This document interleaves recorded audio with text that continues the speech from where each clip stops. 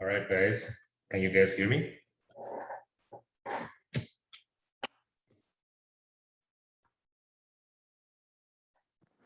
All right. So let's give it maybe 2 more minutes while we're receiving more attendance. And by the way, please do me a favor, because today is actually open course. So we have a lot more students joining us. When you are enter our lecture, you can be automatically put on mute. Please try to mute yourself. If you have any questions, you can chat with me using the chat option. All right. So maybe 2 more minutes, and then we're gonna get started.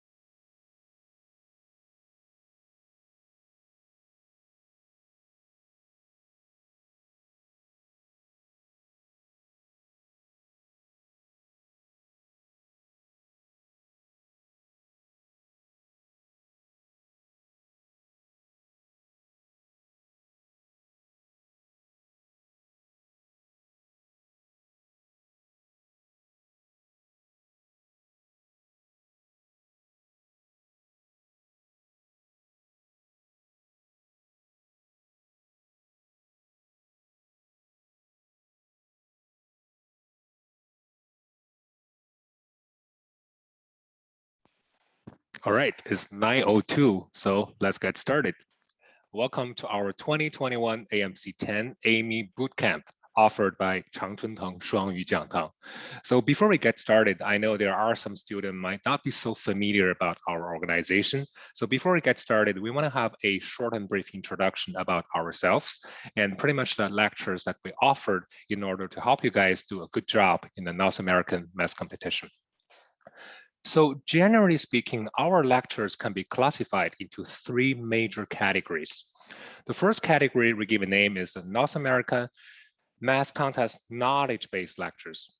You know, in the math competition, generally speaking, we're touching 4 different categories: the algebra, geometry, counting and probabilities, and also number theory.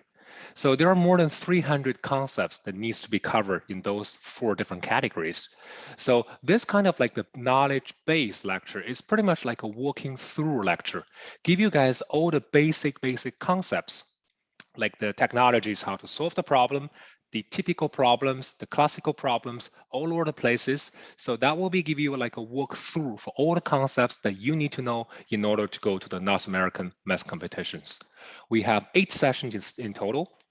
Each session we have 10 lectures, and each lecture we have 2 hours. So in total, you're looking at 80 lectures, 160 hours in total, give you guys a very detailed explanation, pretty much touching every single point for each kind of the concepts for the entire North American competition. That's actually our first category. Well, our second category is the one we're currently having, is the North American Math Contact Bootcamp Lectures.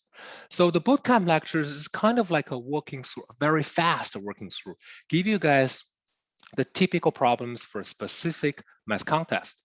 So, you know, for the North American math competition, there are a lot of similarities in between, like the American ones and Canadian ones.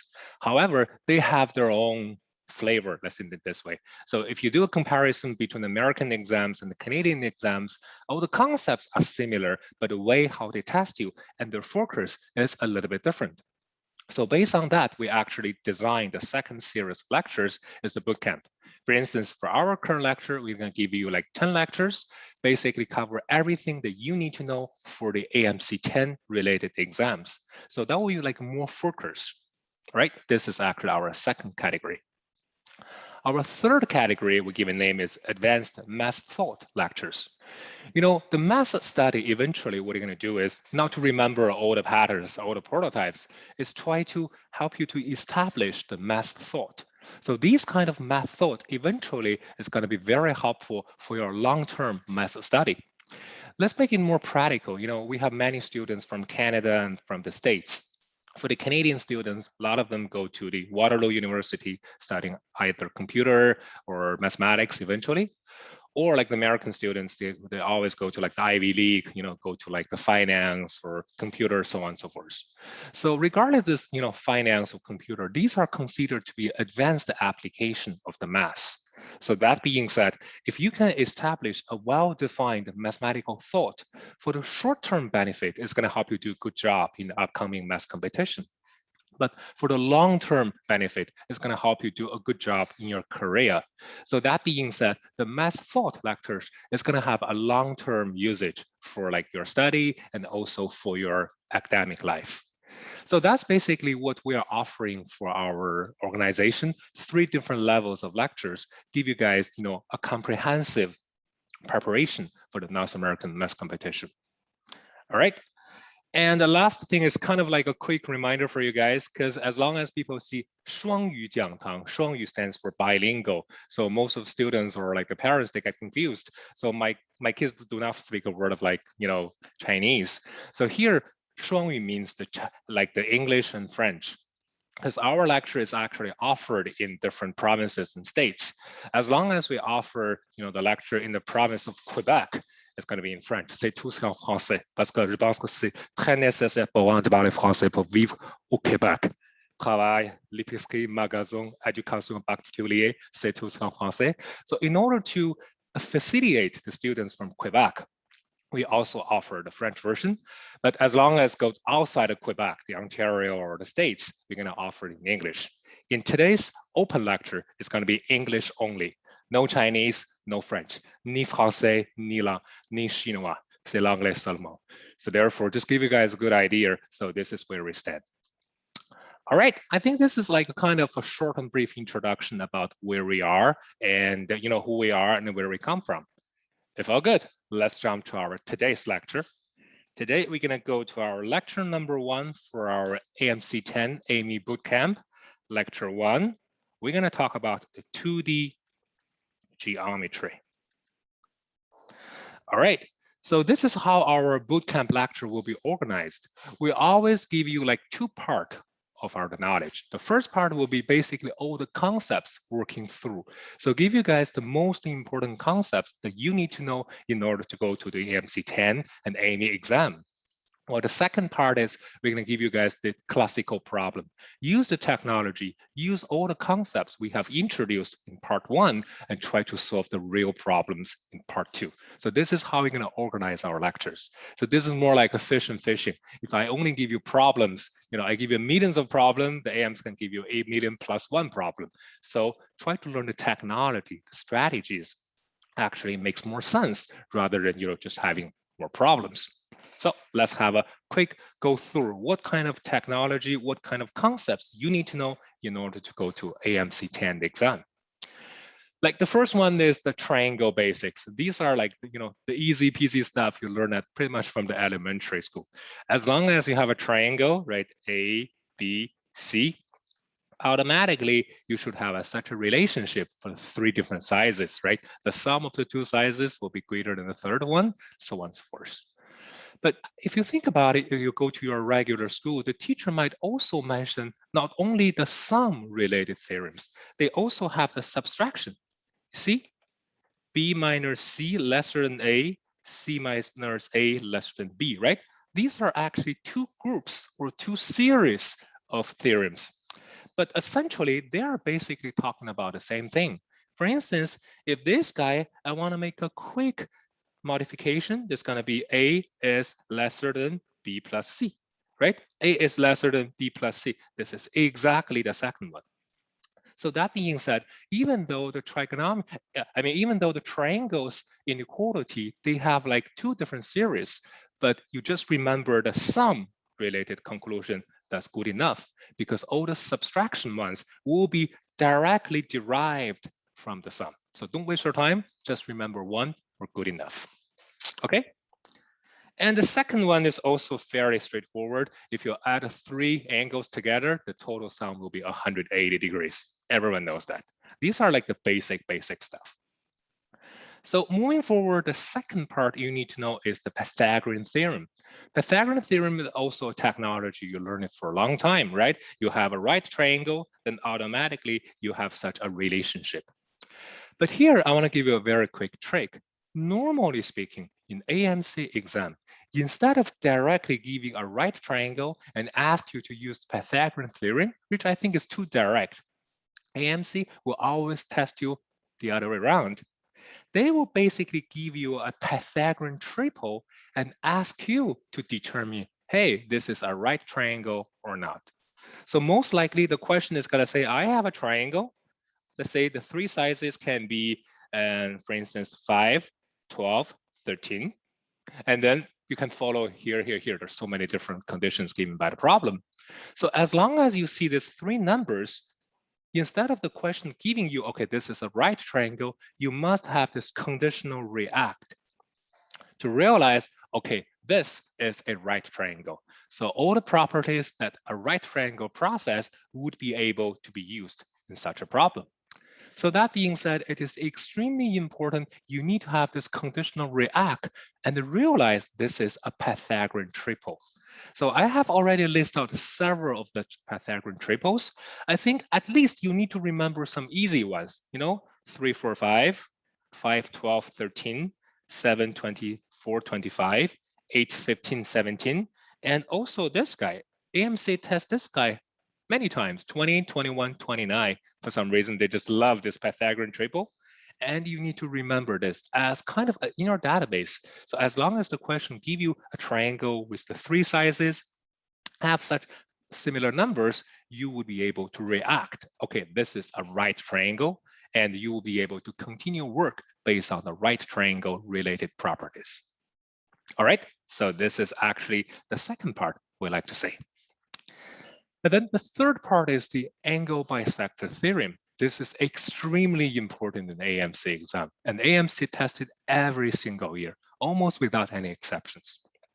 So the angle bisector theorem says, let's say I have any kind of triangle, I have angle bisector. See, these 2 angles are the same.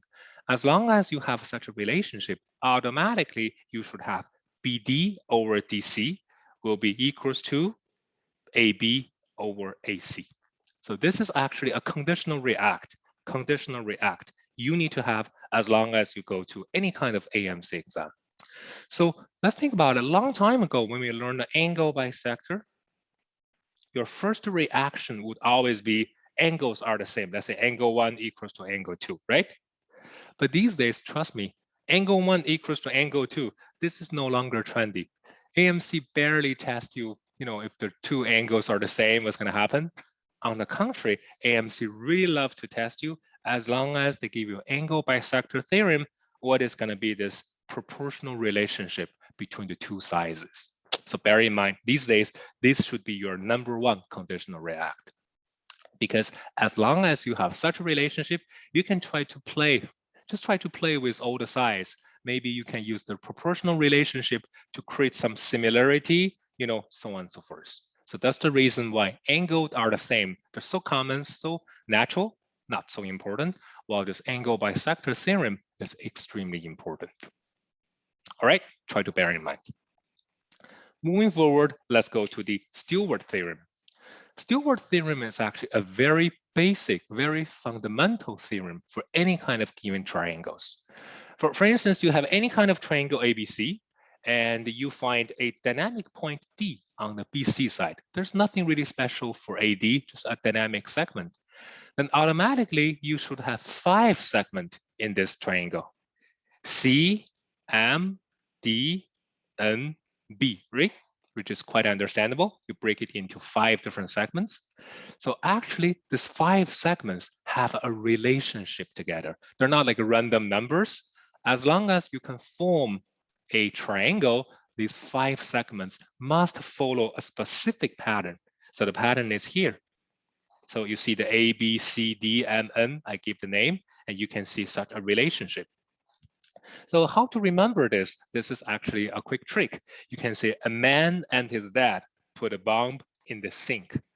A man, M-A-M times A times N, right? A man and his dad put a bomb in the sink. You can always try to say that to remember that, right? You can say that, yeah, every day, try to remember that, but but please do not say that when you cross the US border, right? So this is actually a way how you remember the Steward theorem. So like I said, Steward theorem is kind of a very generic theorem. It has nothing to do with the triangle's shape or specific position of the D point. As long as you give a random triangle, you will be able to build up such a relationship between the 5 different segments. Okay, so some students say, hey, Alex, I really have a hard time remember this. This is too complicated. Is there something, something easier for me to remember? Yes, no problem. So here's the 3 specific scenarios. If you really can't remember the generic form of the Steward theorem, at least what you can do is you can try to remember when D or when like the triangle is kind of that special, how you can help to simplify this existing conclusion. The first one is, what about AD as an angle bisector? So AD is not a random segment, it's kind of angle bisector of triangle ABC. So that being said, this theorem goes to the famous angle bisector length theorem. So it goes to AD squared equals to AB times AC minus BD times DC. This is like a brief, kind of like a straightforward form of the original Steward, but still you can see as long as AD is a specific position angle bisector, you can simplify the original Steward significantly into such a form. And using this form, you will be able to determine the length of your angle bisector AD. Okay, now what about the second part? What about AD is not an angle bisector, but AD is a median? Okay, if AD is a median, you have the famous median length theorem. Okay, that's going to be 4AD squared equals 2AB squared plus 2AC squared minus BC squared. Okay, again, the original form can be simplified into a certain category, and you will be able to determine what is the value for AD. All right, so let's continue. What about AB is equal to AC? So the original triangle is an isosceles triangle. What's going to happen? You can have it even more simplified. AD squared equals to AB squared BD times DC. So like I said, if you can remember the original form of this Steward, that's fantastic.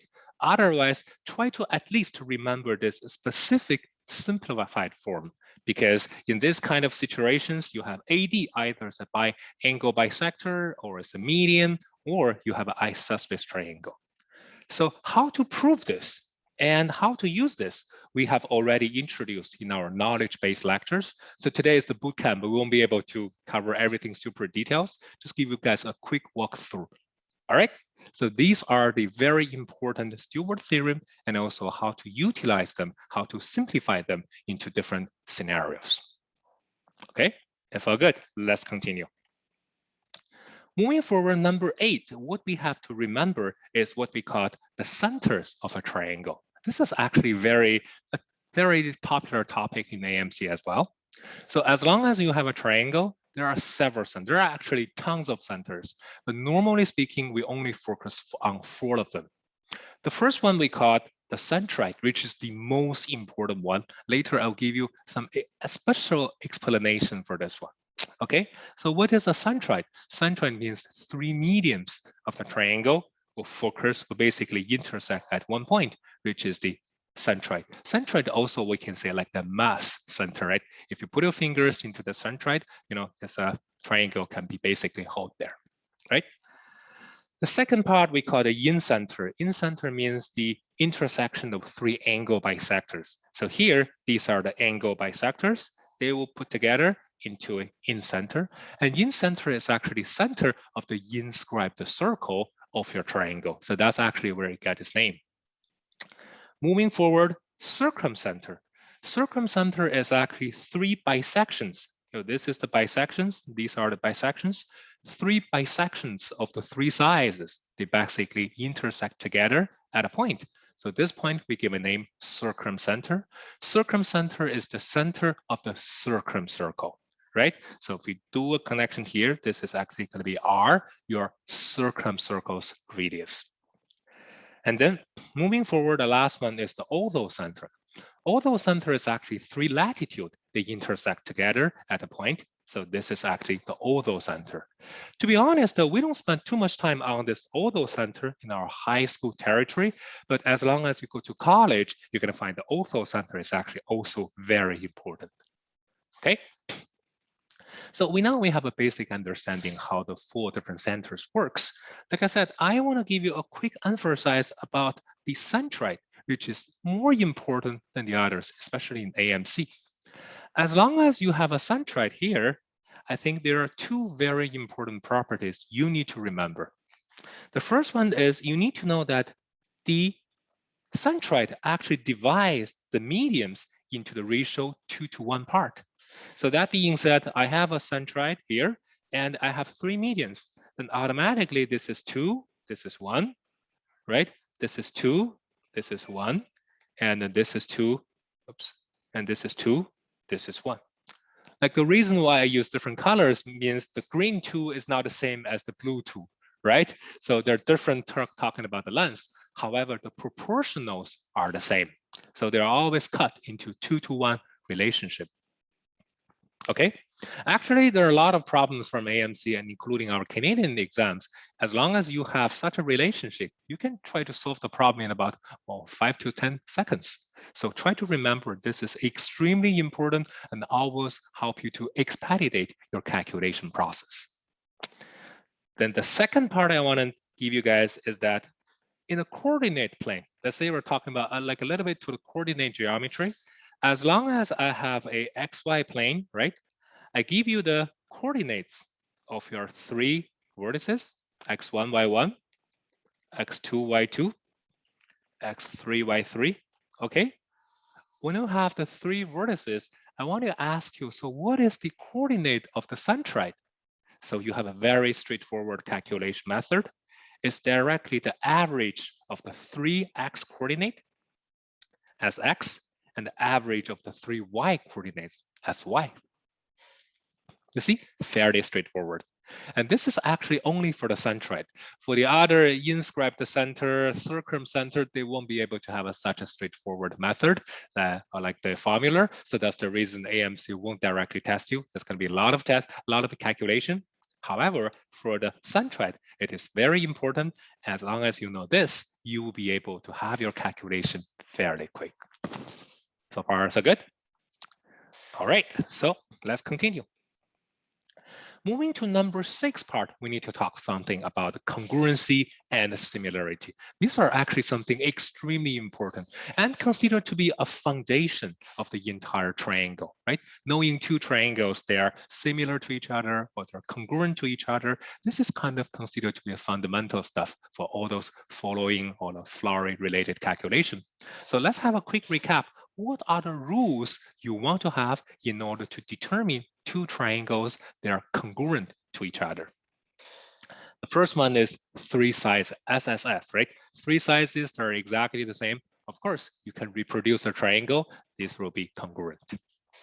Second one is SAS, the 2 sizes and also their included angle. As long as you have such a relationship, you can also say these 2 triangles are congruent to each other. Moving forward, ASA, 2 angles and also their included side, right? As long as you have such a relationship, still good. AAS, right? 2 angles and one of the opposite side of the angle, like the opposite side of one of the angle, as long as they're correspondingly the same, you will be able to see these 2 triangles are actually congruent to each other. For the right triangle, you can make the condition a little bit loose. As long as you have 2 right triangles, their hypotenuse are the same. So one of the hypotenuse are the same, and one of the legs are the same. H stands for the hypotenuse, and one of the legs are the same. then you don't really need too much conditions. You'll be able to determine these two triangles are actually HL related congruent, right? H stands for the hypotenuse, L stands for the leg, which is quite understandable because as long as you have these two parts are the same, using the Pythagorean theorem, this one will also be the same, right? Because for the right triangle, there's a Pythagorean. If you already have a hypotenuse and the leg, the third one must be the same, no way around. Okay, here we want to have a quick emphasis about why we do not have SSA. So I think the picture shows here very clearly. Let's say you want to have a SSA, means you have two sizes, and also for one side, you have the opposite angle. So I say this is 11, the length of 11. This is the 11, the length, right? This is the opposite 30 degrees. This is the opposite 30 degrees. And this is 6. Well, in the reality is that you can actually construct two triangles. Both have the 6 as the third side. You can check it out from here. It can be here, or it can be here, right? This is like an isosceles triangle. You can have these two triangles exactly having the size R6. However, you can, this is very conspicuous. The big one is congruent to each other, while the small one, this obtuse triangle, for sure, this is not congruent to the original triangle on the left. And that's the reason why we never use SSA as the determination rule to determine the two triangles that are congruent to each other. Okay, a quick conclusion. If you check all of them, you can find out in order to determine two triangles that are congruent to each other, at least you need to have one side information. Is it right? You can have two, you can have three, it's up to you. I don't really care, but at least you need to have one side information. If you only have the angle information, this is not sufficient to prove that two triangles are congruent to each other. So this is something you need to bear in mind. All right?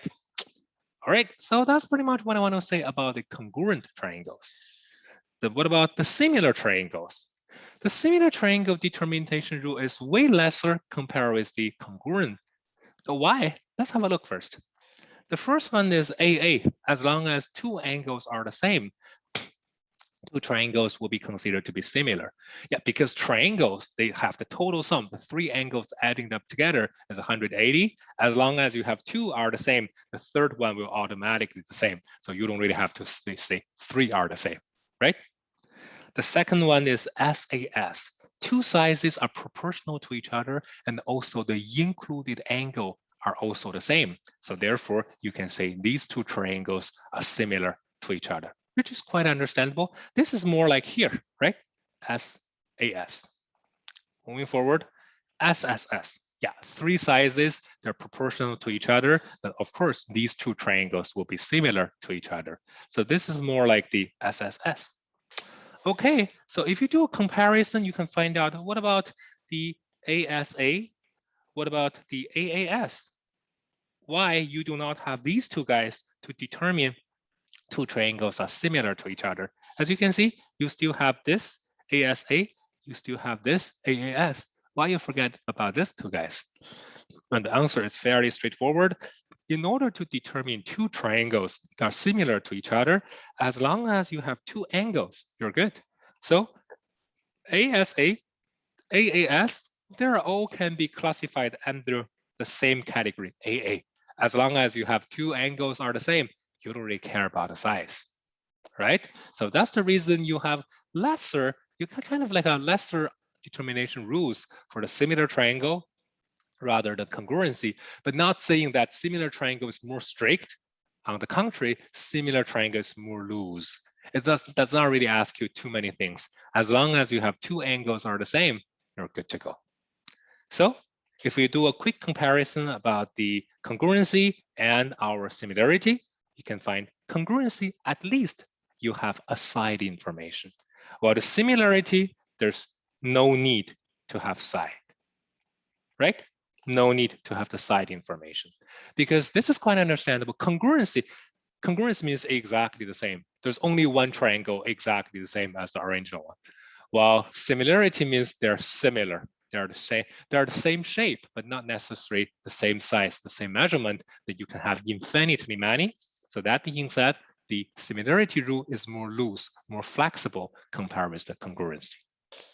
Okay, so let's continue. We're going to go to the many laws and Siva. So these two theorems, you can consider them as a twin brother. And in our regular knowledge-based lectures, we spend a lot of time talking about the many laws and Siva because they're so important. And here we just like to present you the result, and that's it. So what is the many laws? Many laws means when you have just a regular triangle, what kind of triangle? Nothing really special, any kind of triangle. I highlighted here, ABC.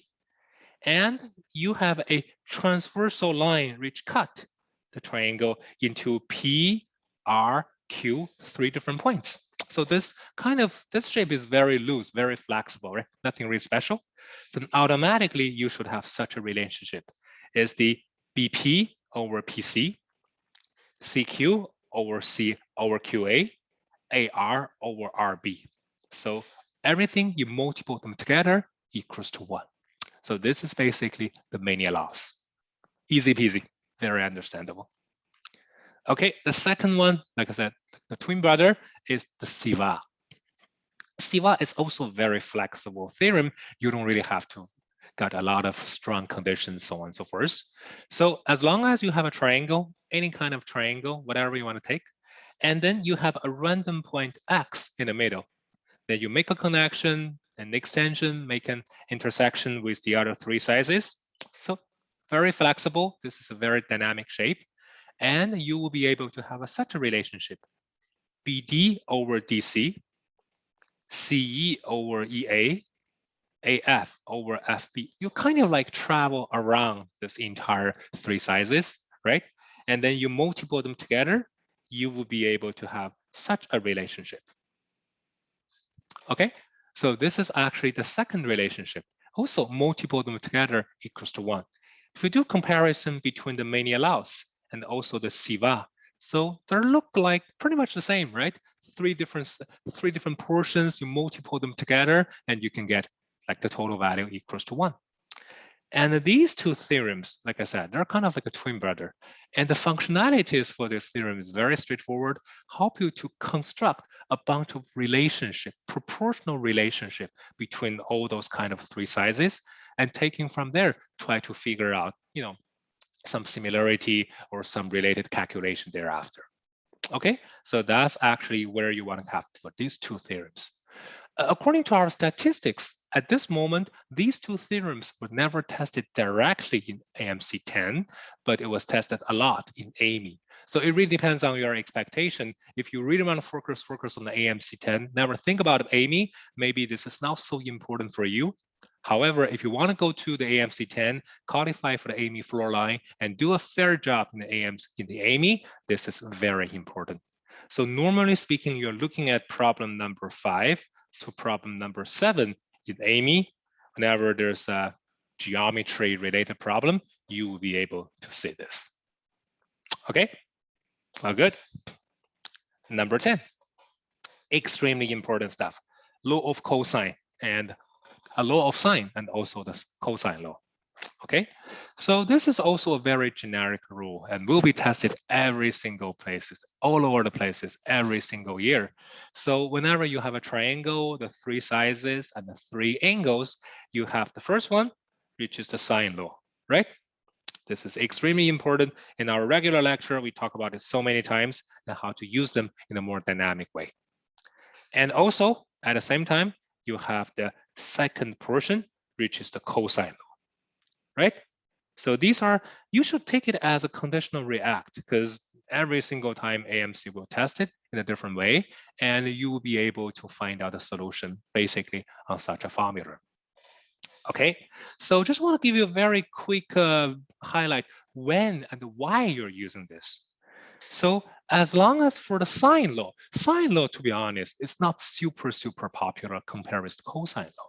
Why? Because the sine law, the condition is a little bit strict. They give you like, you need to have the side and you need to have the opposite angle. So most of the time, when you want to use the sine law, is the question give you the proportional relationship about the side. Can be 2, can be 3, whatever. And then the question asks you about the angles relationship. Okay, in that case, you might use the sine law. And one thing you need to remember is that as long as you use the sine law, don't forget they all equals to 2r. R is what?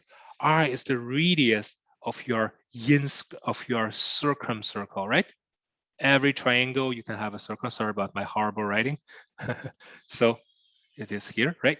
So when you have such a circle, the circumcircle, so R is actually the radius of your circumcircle. So this is actually where the sine law comes from. This is extremely important. Well, the second part I want to say is the cosine law. Like I said, cosine law is more important than the sine law because cosine law can give you the relationship from the side also to the angle. Let's say if I give you a triangle ABC, then you can automatically find all the angles alpha, beta, gamma, right? Alpha, beta, gamma. And you can basically using the cosine law to jump from the sine, from the size all the way to the angles, which is actually a very good tool. Because normally speaking, if the question give you a bunch of size, you just deal with size. If the question give you a bunch of angles, you deal with angle.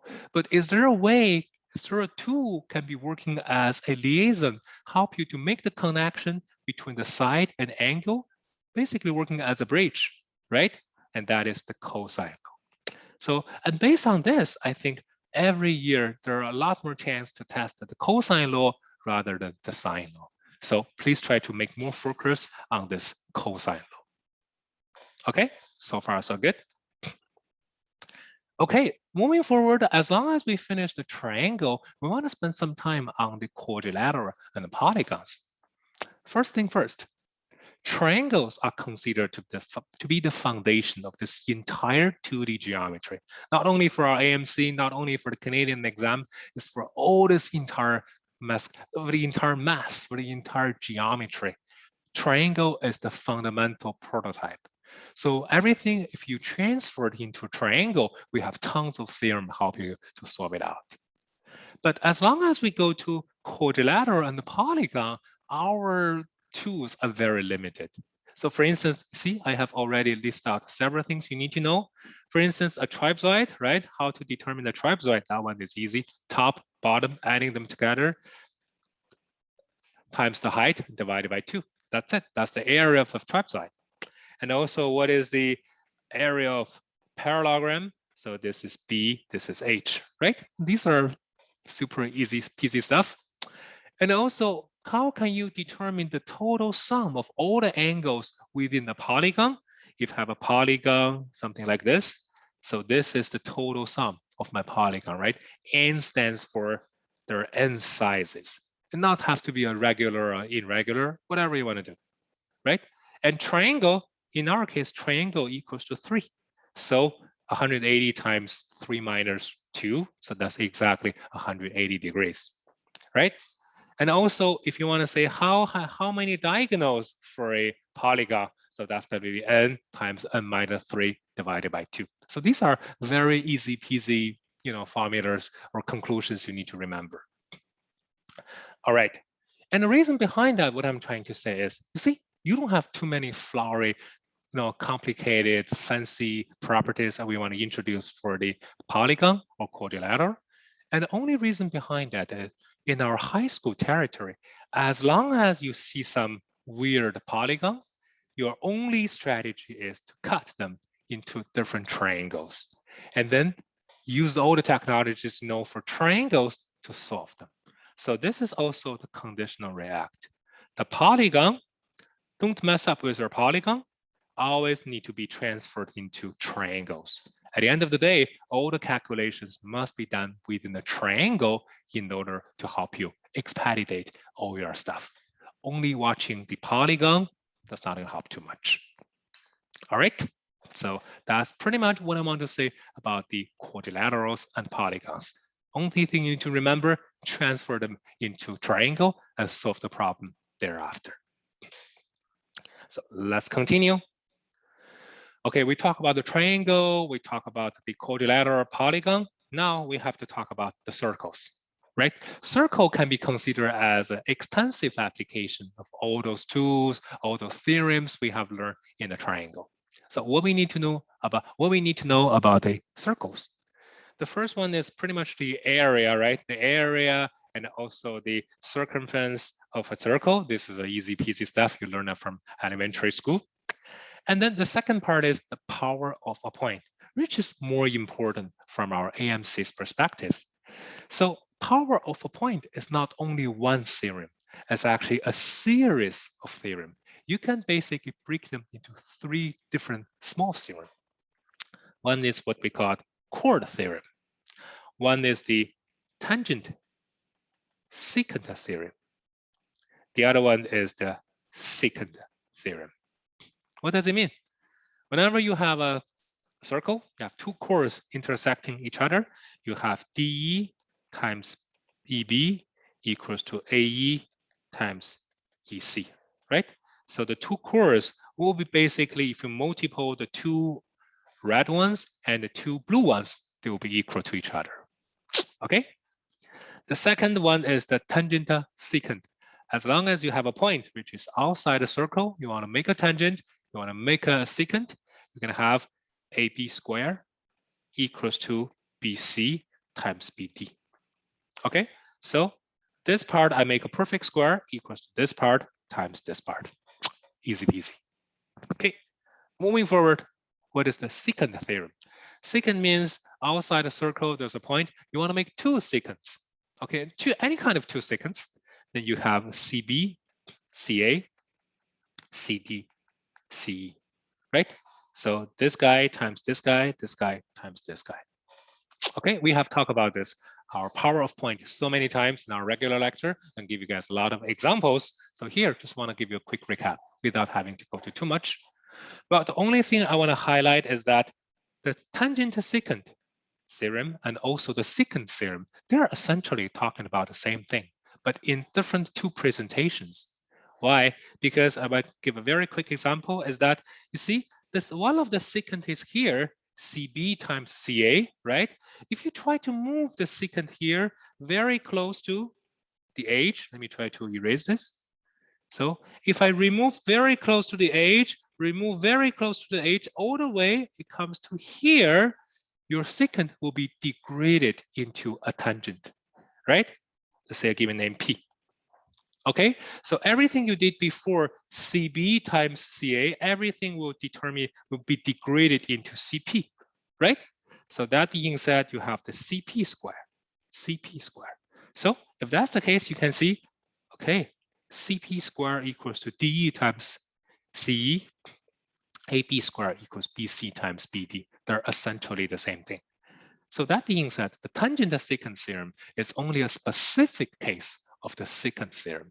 Secant theorem is more generic form of the tangent secant theorem. So that's the relationship between the two, right? Okay, moving forward, I want to give you a quick side note. As long as you see a tangent, see, in our problem, we see a tangent. As long as you see a tangent, what are you going to do in the AMC exam? So there are two things I want to give you some quick note. When you see a tangent goes like this, you have a circle, right? You have a tangent. This is P, this is A. Your conditional react is always want to do a connection between your circle center and the tangent foot. Connection, circle center, and the tangent foot. Because as long as you do a connection, you can automatically have a what? Have a perpendicular line. This is something extremely important, and AMC will test it from time to time. This is pretty much where you only have a circle and then you have a point to generate a tangent line. What are you going to do? This is like a conditional react. Second, what about you have two circles, right? It is quite possible, right? You have two circles. So two circles can be doing maybe something like this, a big one, a small one, right? They're tangent to each other. They can be something like this, However, the tangent is here, right? For this guy, the tangent is here, which is quite normal, right? You see these patterns from time to time. And then what about if they are here? One circle is inside the other circle. The tangent is here. I think if you check the AMC exam, normally speaking, you only see these 3 patterns, right? No more than these 3 patterns. All right, as long as you have this, what are you gonna do? Also, you have 2 conditional react.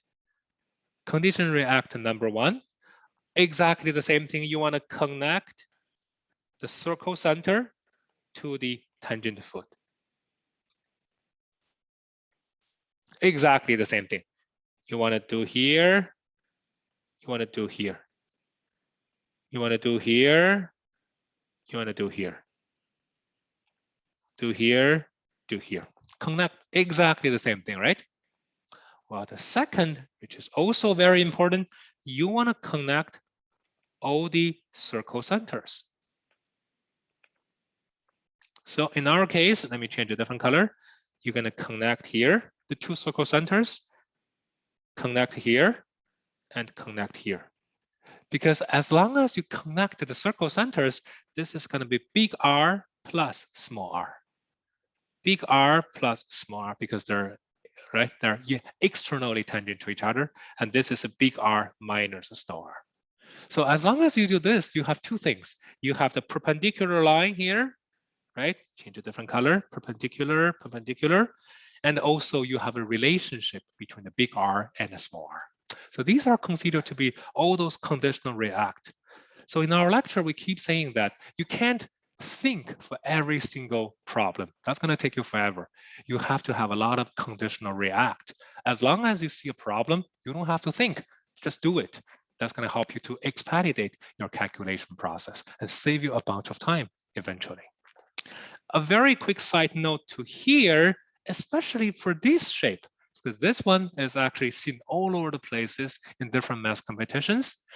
After you connect the circle center and the tangent foot, after you connect the 2 different circle centers, the third one you always want to do is you want to make a perpendicular line from the relatively smaller circle center to the big circle, because as long as you do this, this is going to be small r, and this is going to be the big R minus small r.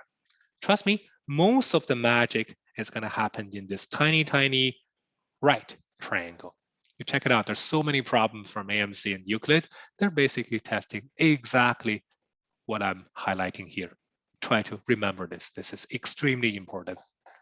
Using this, you'll be able to find out what is the length for here, and a lot of interesting properties. This is only a side note I want highlighted. Try to remember this from time to time. All right, so let's continue. The cyclic quadrilateral. So, sometimes you want to talk something about a cyclic quadrilateral. So how to determine a quadrilateral as cyclic, right? And what is the property of the cyclic quadrilateral? There are tons of them. We have introduced 7 or 8 different determination rules. But here, from our AMC's perspective, I think the most important are, this is the first one. The opposite angles are supplementary to each other. This guy plus this guy equals to 180. This guy plus this guy equals to 180, right? So if that's the case, you can say cyclic. And you know what? This is actually a sufficient and a necessary condition. Whenever you have a triangle, you have such a relationship. The opposite 2 angles are supplementary to each other. It means this is a cyclic quadrilateral. And if this is a cyclic quadrilateral, you will have the opposite 2 angles, adding them together equals to 180. This is number 1 rule. People test it from time to time. And the number 2 rule is that, see, the angles, if they are facing the same chord, they have the same measurement. You see, these 2 red ones, they are the same. Or I take this example, these 2 blue ones, they are the same, right? They're facing the same chord, the same arc. So these will be able to say, okay, they're the same. So this is what I have here, the second one. Again, this one is also a sufficient and a necessary condition. Whenever you have a cyclic, that's the property. Whenever you have such a property, then you can claim this is a cyclic quadrilateral. Okay. Last thing I want to say is that for cyclic quadrilateral, when you have the four sizes given A, B, C, D, you would be able to determine this area right away without talking, without using a lot of flowery properties. You can directly define what is the value for S. S is the A, B, C, D add them together divided by 2. You can't say average because average you need to divide by 4, right? This is only divided by 2. And then you do something S minus A minus B all the way minus D. So this is kind of a shortcut way help you guys to determine what is the area of the cyclic quadrilateral. As you can see, this is quite similar for Heron's formula, right? Quite similar to the Heron's formula. And indeed, this is actually proved by using the Heron's formula.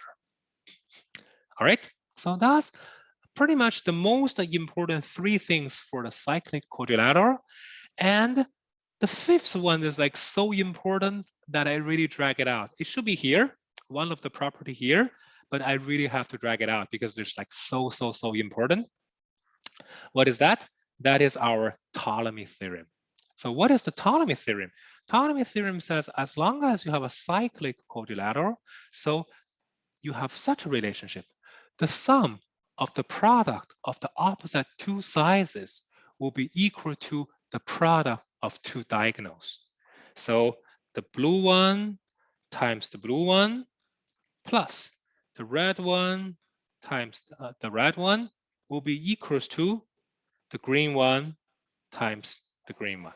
So this is actually a relationship for this 6 different sizes within the cyclic quadrilateral.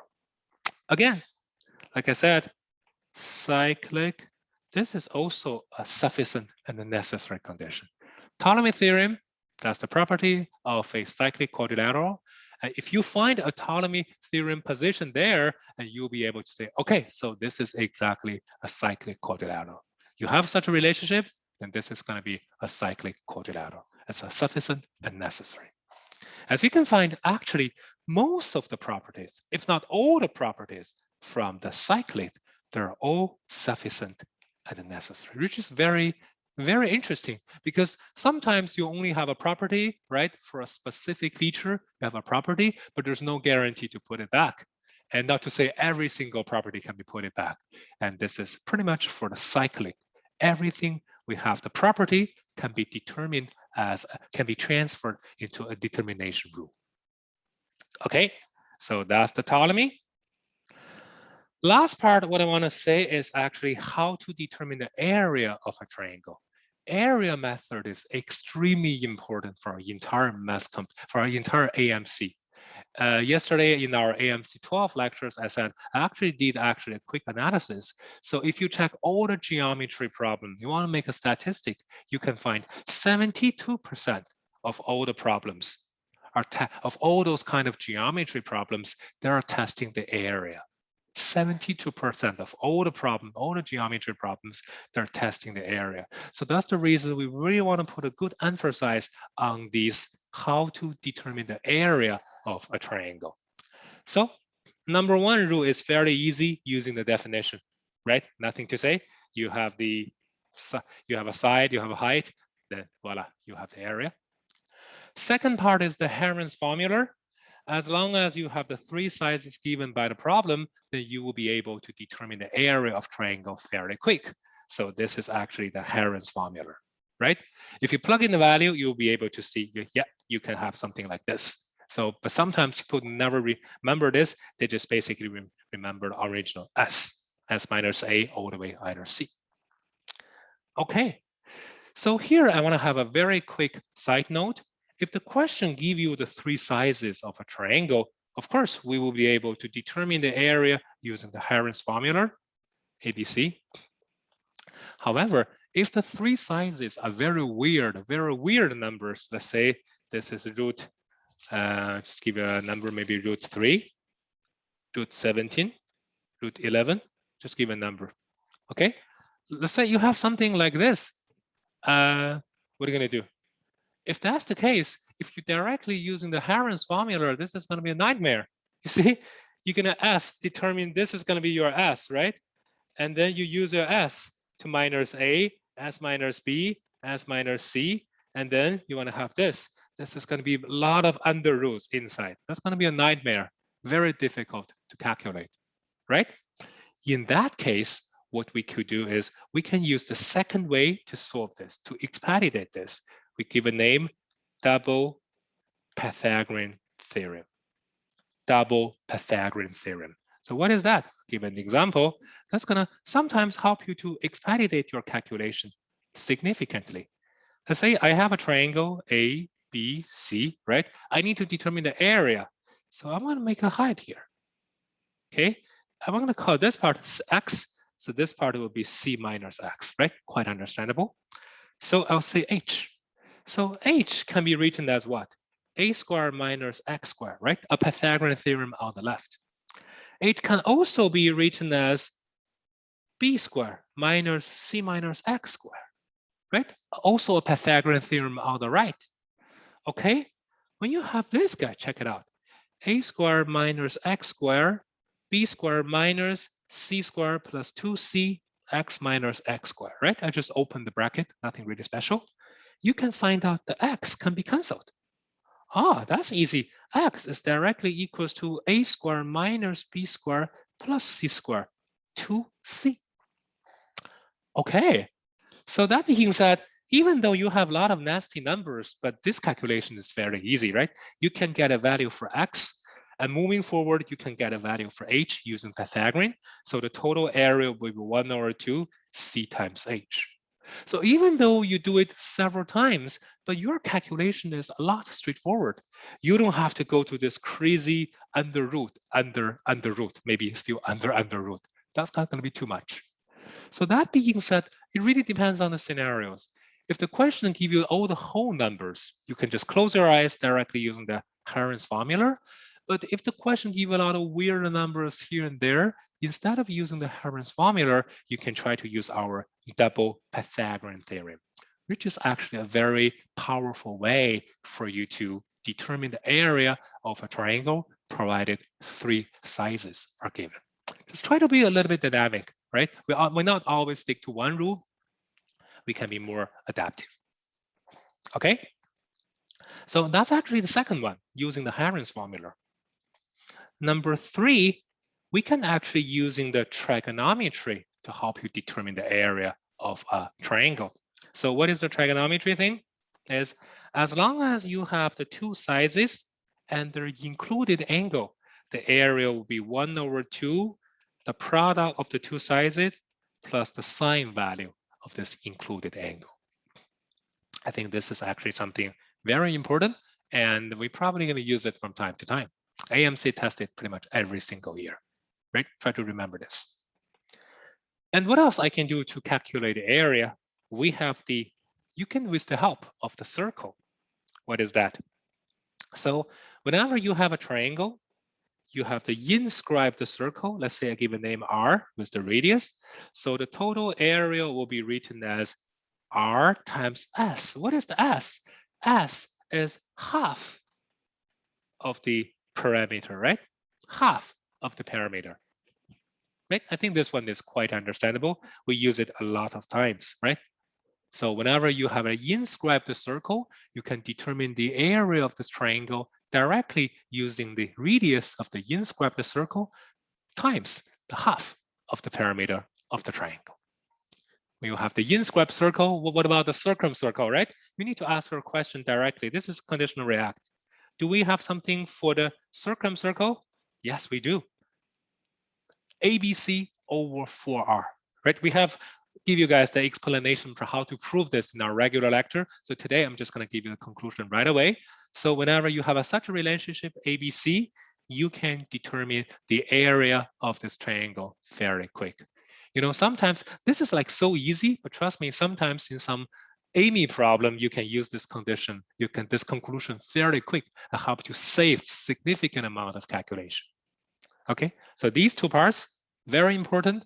We're going to use them in our today's sample problem as well. Moving forward, what is that? Using similarity property. If 2 triangles, they're similar to each other, so the area ratio will be the similarity ratio's perfect square. This is also very important. Trust me, AIME love to test it. You can just do a lot of flowery things based on this. And one thing I want to give you a quick note. This conclusion, even though I give you this using a triangle, but not necessarily always work for triangle.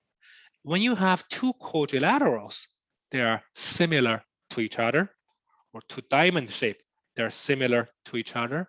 You can also use the same thing. You will have the area ratio will exactly equals to the similarity ratio's perfect square. Okay.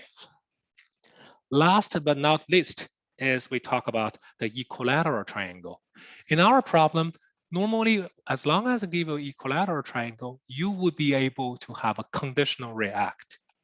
Two conditional reacts, actually. As long as you have equilateral triangle, you need to know the height will be always √3 over 2a. If a is the one of the side, the height will be √3 over 2a. And the area is like the height times the bottom and divided by 2 is √3 over 4a squared. So this is actually something very practical. You know, they won't test you this directly for sure, but you might use it during our calculation. And today you're going to see, we're going to use an example. You'll see we can use this to do a calculation very quick. All right. So I think that's pretty much what I want to say, talking about this entire basic concepts you need to know in order to go to the AMC10 and AIME exam. So I think most of them are quite understandable. And as long as you understand the foundations, the basics, you're good to go. Okay, so that's pretty much wrap up the first part of our lecture. Let's go to our second part of the lecture. We need to give you guys some problems. So these are the real problems. So what are the real problems? What are the major problems that AMC love to test you under this, and 2D geometry part?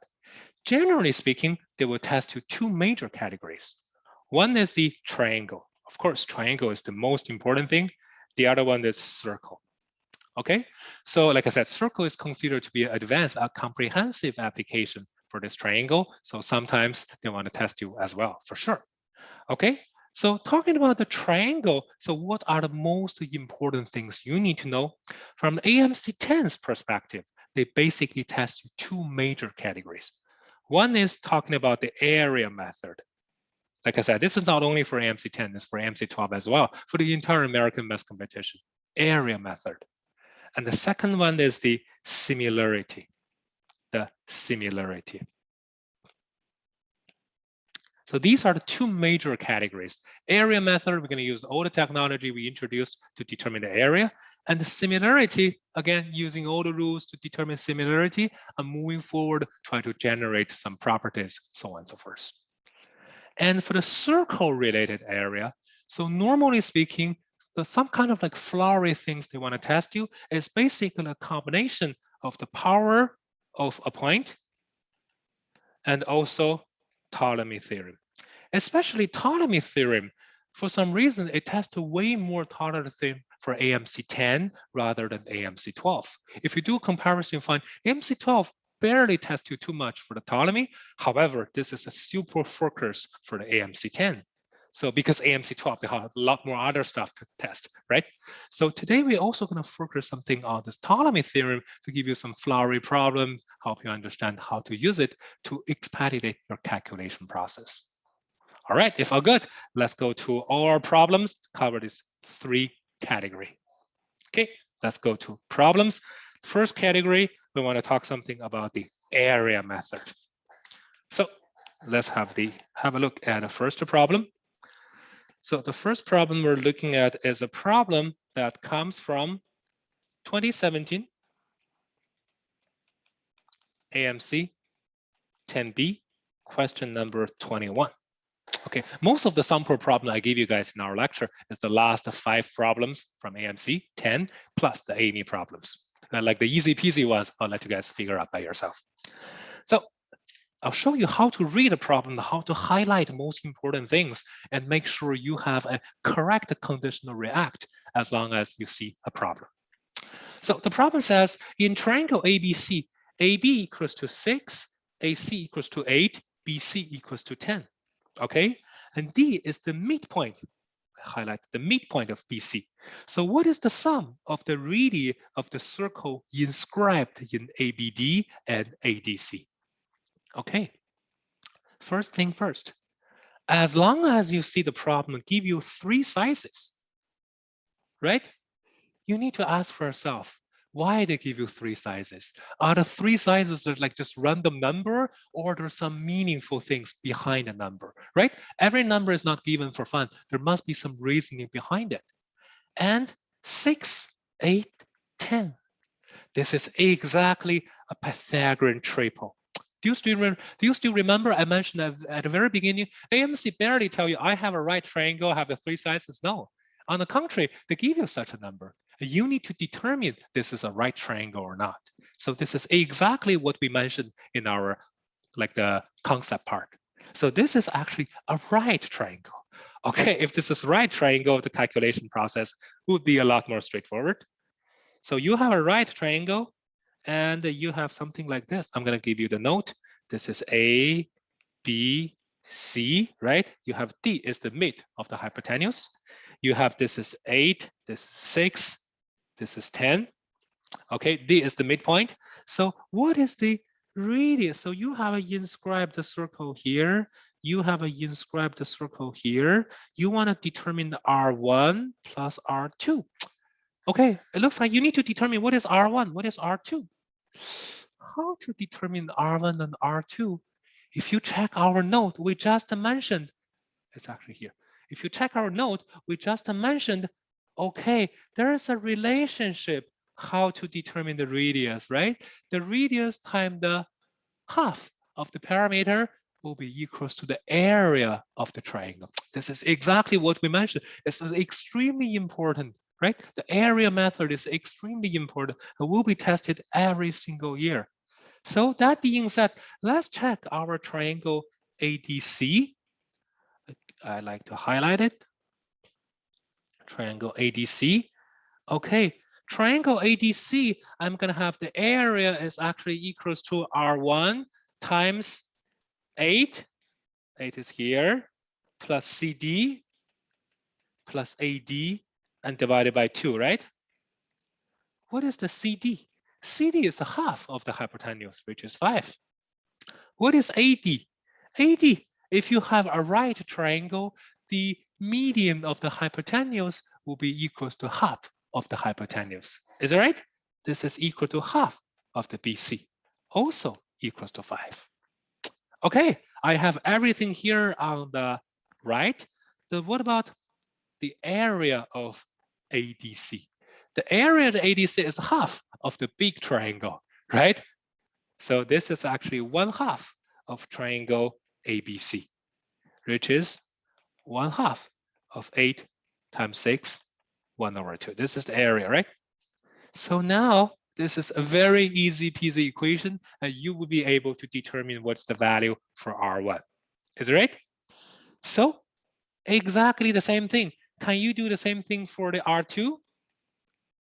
R2, change a different color. Oops. Change a different color to blue. R2. R2 is exactly the same thing, right? It is pretty much the one in this blue triangle. So again, I want to do exactly the same thing. Triangle ADB's area is equal to R2 times half of the parameter, which is AD plus DB plus AB divided by 2. AD is equals to 5. DB is 6. DB is 5, excuse me, 5. DB is half of the hypotenuse. AB is equal to 6. Exactly the same thing, right? You just reproduce whatever you did before. And what is the area of this triangle ADB? Exactly the same thing. This is also half of the triangle ABC. Is it right? So within this, you have exactly the same condition, and you will be able to determine R2's value.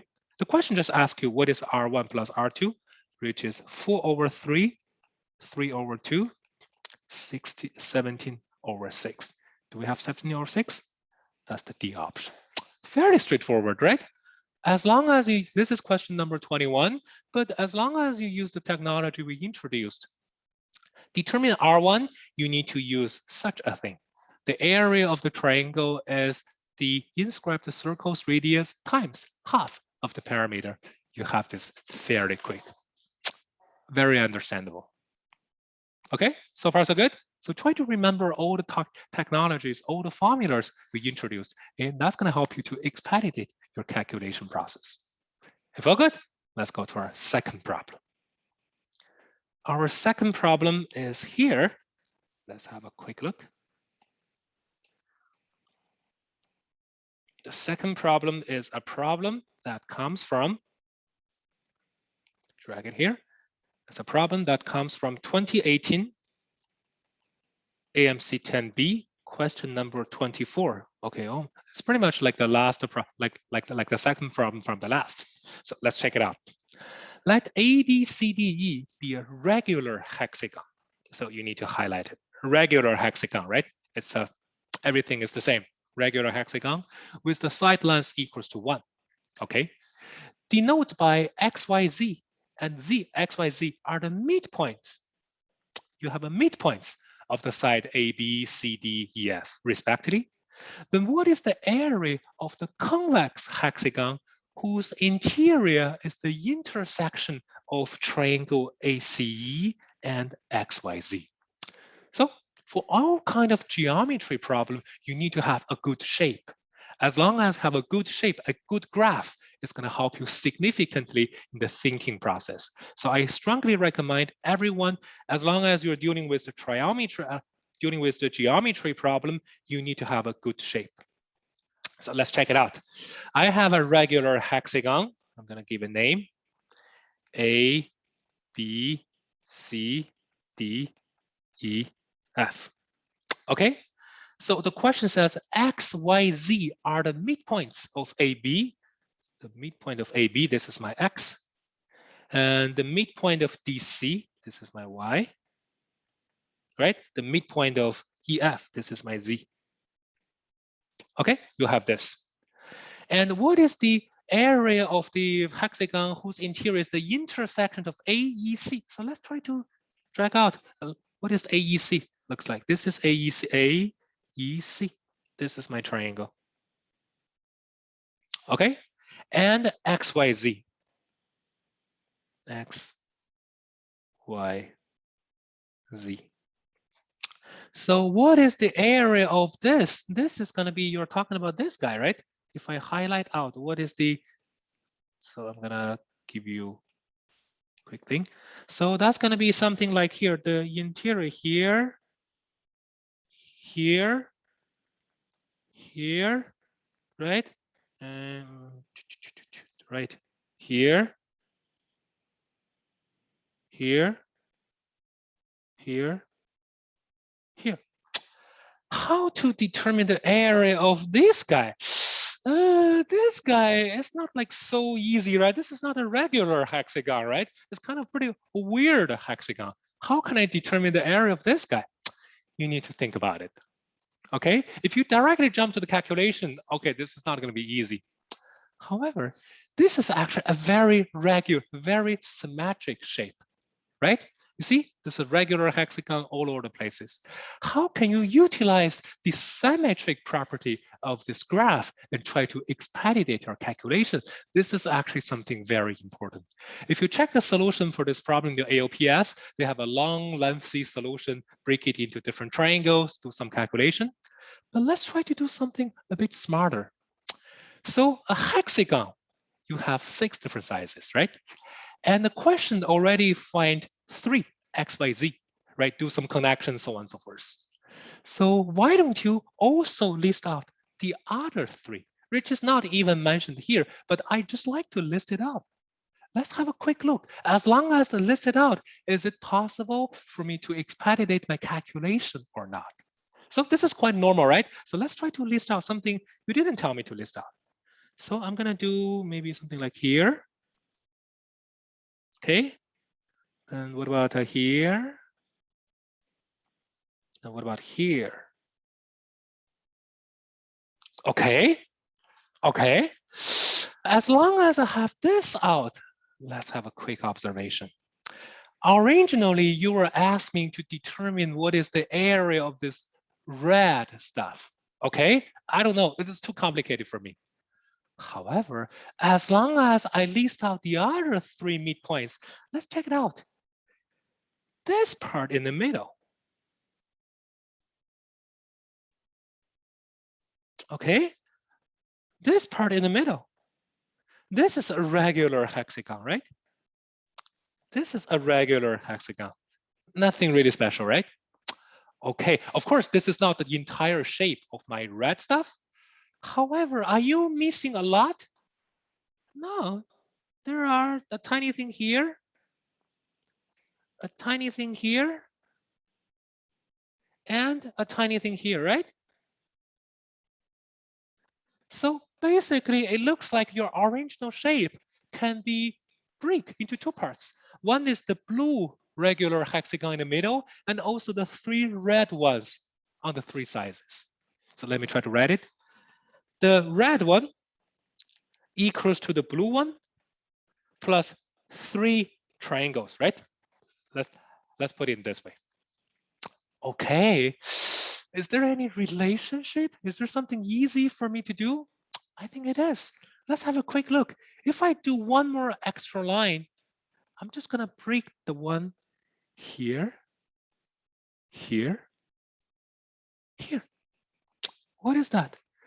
The blue one is a regular hexagon, right? A regular, let me try to use the color blue.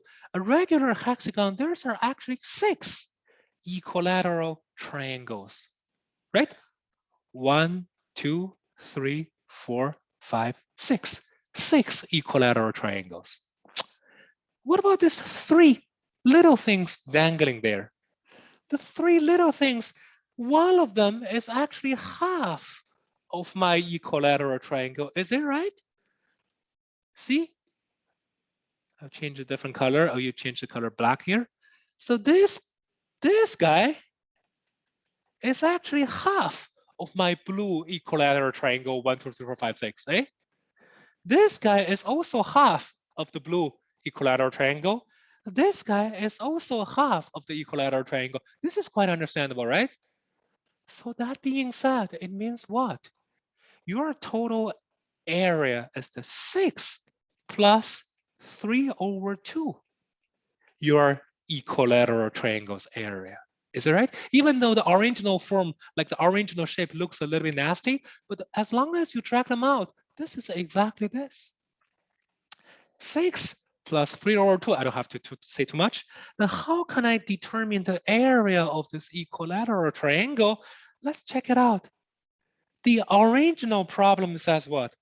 The original problem says the regular hexagon has a side length equals to 1.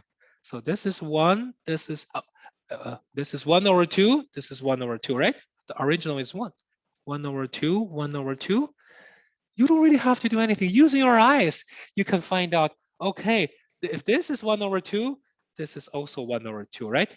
The length of your small regular hexagon in the middle also have a side length 1/2. Everything's symmetric, right? So that being said, you are trying to determine a equilateral triangle with the side length equals to 1/2. This is exactly what just mentioned. You need to remember this. No brainer, √3/4, a perfect square. Every single thing is what we introduced in our lecture, right?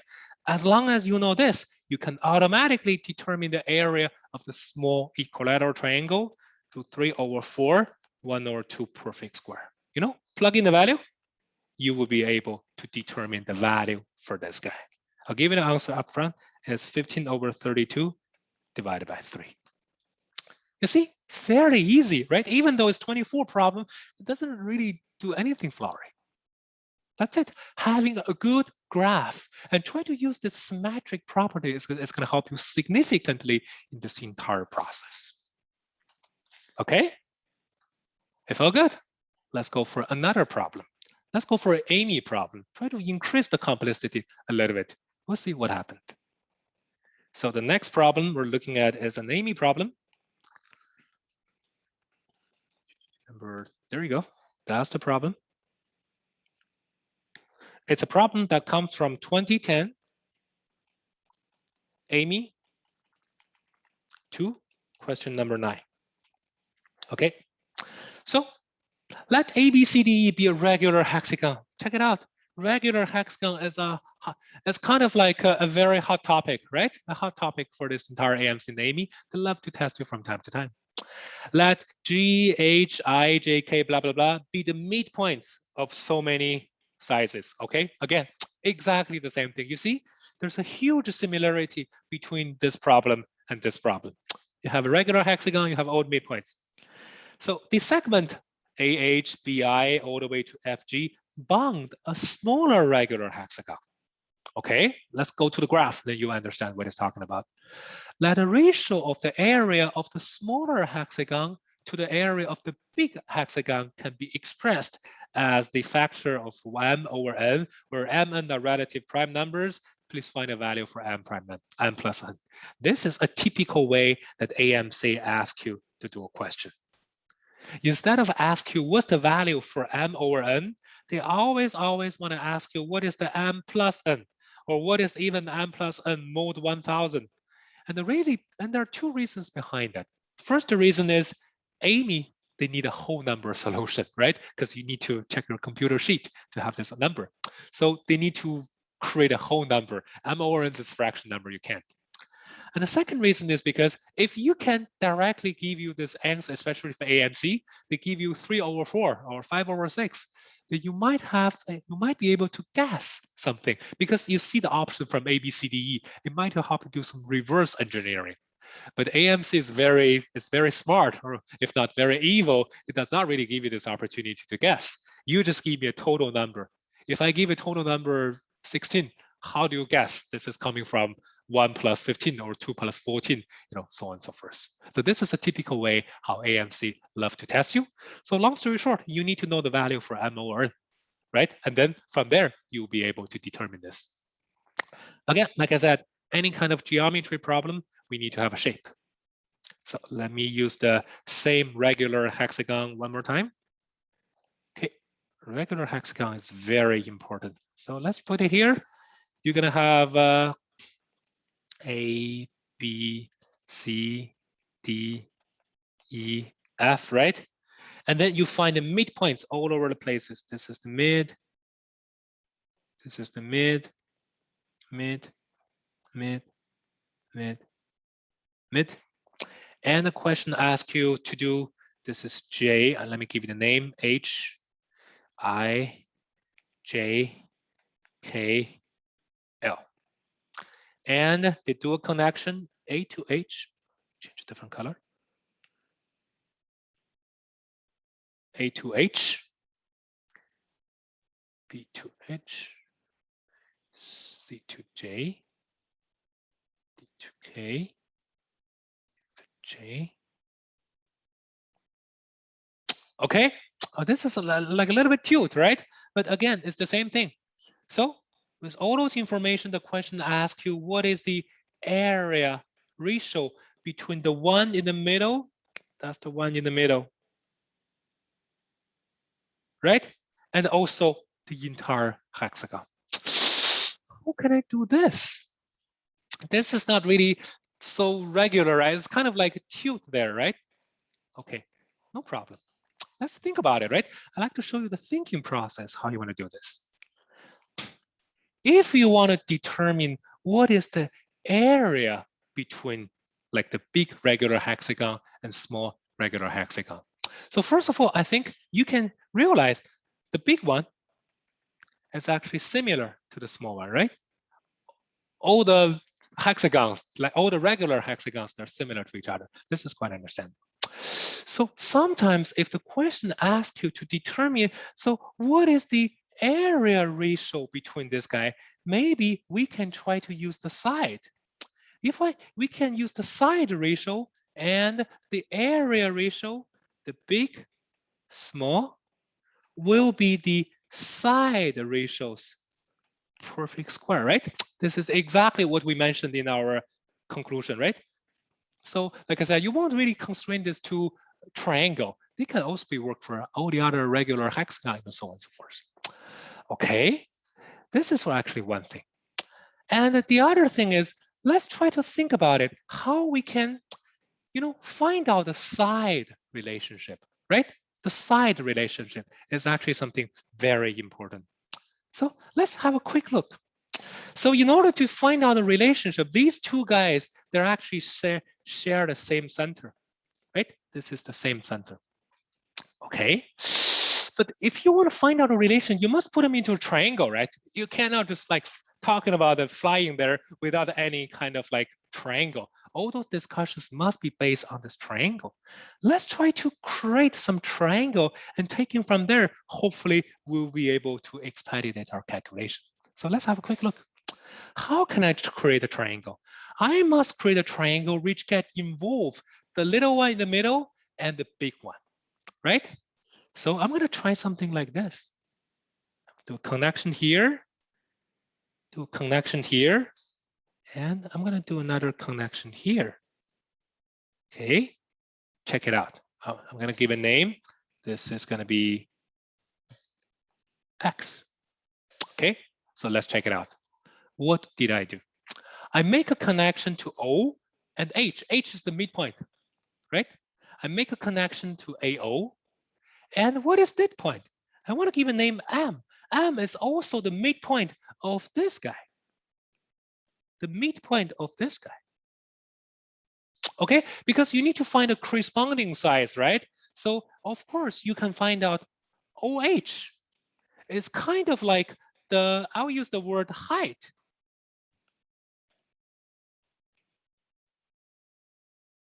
For the big hexagon, right? And OM is kind of the height of the small hexagon, right? So when I use the height, I mean from a distance from the center all the way to one of the side, right? Let's just put it there, because I need to find out the relationship. If there's no relationship, how can I do my work? So let's check it out. Is there anything I can basically create in order to make my life easier? Let's check it out. So do you know the value for OH? Do you know the value for OH? I think that one is easy. Why? Let's check it out from here. If the big one is a regular hexagon, I want to do a connection. Let me change a different color. Okay. If I do a connection here, do a connection here. So this is going to be what? This is going to be a equilateral triangle. Equilateral triangle and with the side BC. Is that right? To make my life easier, I'm going to do something like this. Maybe this is 1, this is 1, so BC will be equal to 2. It doesn't matter if you want to use 1, it doesn't matter. So very easy, you can determine what is OH. OH is exactly the height of your equilateral triangle when the side is equal to 2, right? As 2 is the denominator, √3/2 times 2. This is equals to 3. Is that right?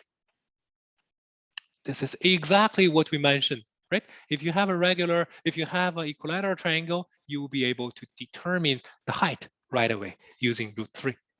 Okay, now I have this guy. I'm going to highlight it here.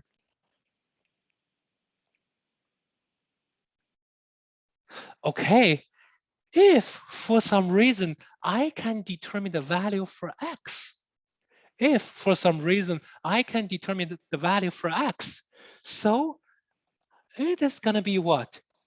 OH over X. That's going to be the corresponding size of these two regular hexagons. Is that right? OH is my height for the big regular hexagon. OM is the height of my smaller regular hexagon. So these are corresponding size, even though they're not like the side lengths, but they're the corresponding height. So these are also considered to be the similarity of these two regular hexagons. Is that right? So if that's the case, I make a perfect square to this guy. This is exactly will be the area ratio between the big regular hexagon and the smaller regular hexagon. Is that right?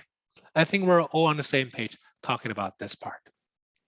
Okay, If that's the case, so let's continue. So my goal focuses on how can I determine the value for x. As long as I determine the value for x, I put it in, OH is already √3, right? So I will be able to figure out my problem. How can I determine x? That's going to be $1 million question for our problem. Okay.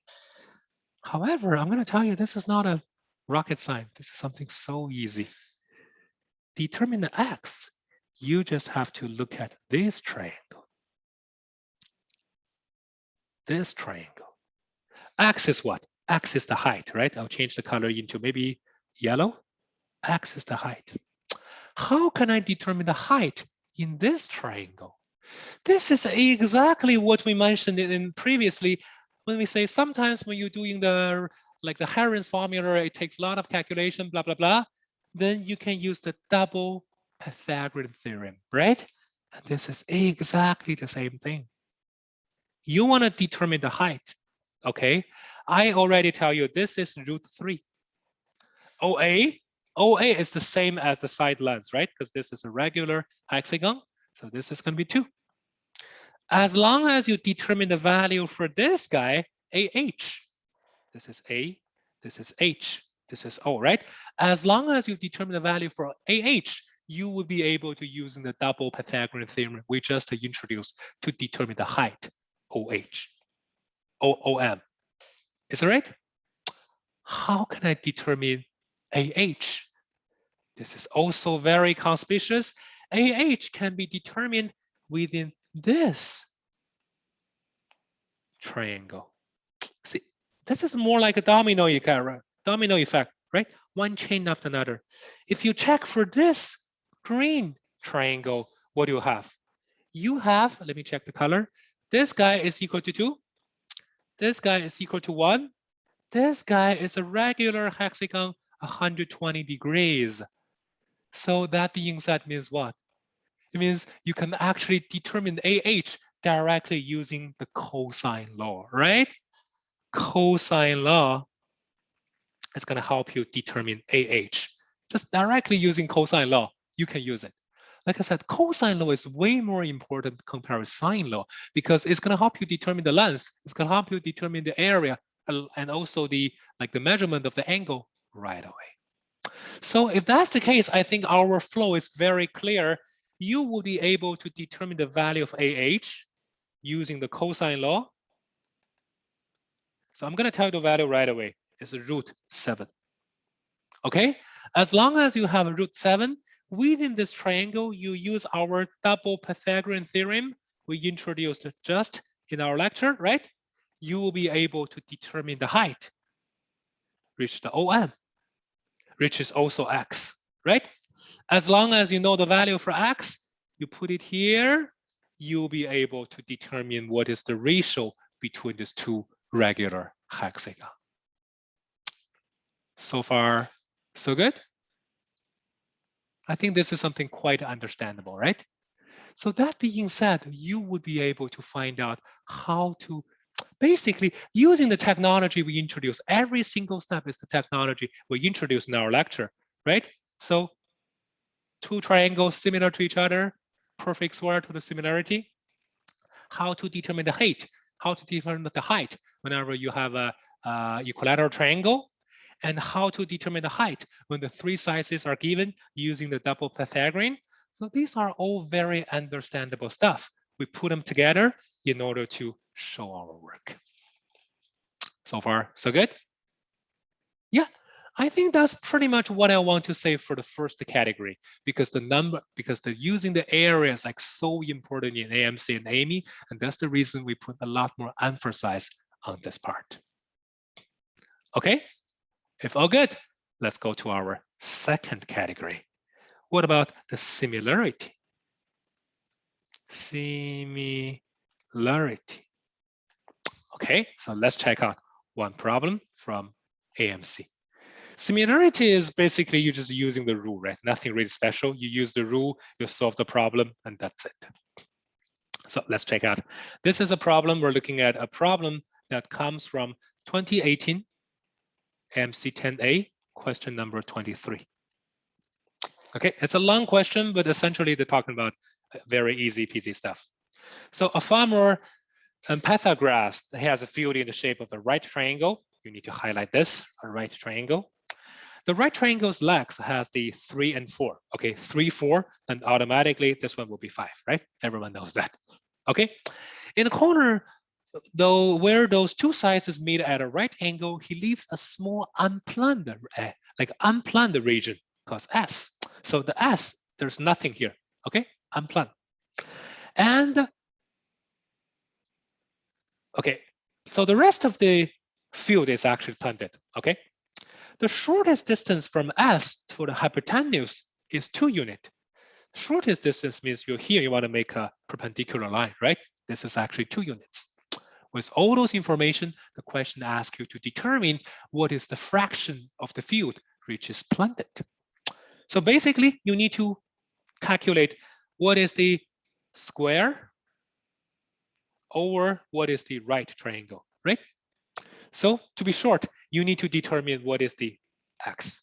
Let's give a name, right? If this is x, you need to determine what is the side length of your square, and moving forward, you will be able to determine. Okay, if that's the case, let's check it out. Let's check. How are we going to do such a problem? I think for this problem, a lot of students made a mistake, is that they believe this point, this point, this point, they're collinear. Because the question says from here, you want to basically make a perpendicular line to the hypotenuse, right? And then automatically the 3 points, they think they'll be collinear, which is actually very incorrect. So that's the reason a lot of students make mistake. So why? Let's check it out. Try to make our life easier. I try to give you like all the denotation. This is A, maybe. This is B. This is C. So let's say this is E. This is D. This is F, okay? So this is G, okay? Just want to give you a quick note. So let's check it out. AE. If we're thinking about this as XY plane, right? AE, what is the slope of AE line? This is going to be 1, right? Because AE will be 45 degrees cutting there. It's a diagonal of your square. The slope will be 1. Then what is the slope of EG? Slope of EG can never be 1, right? Because if you don't believe me, let's do something like this. I think as long as I show you this, you can totally agree with me.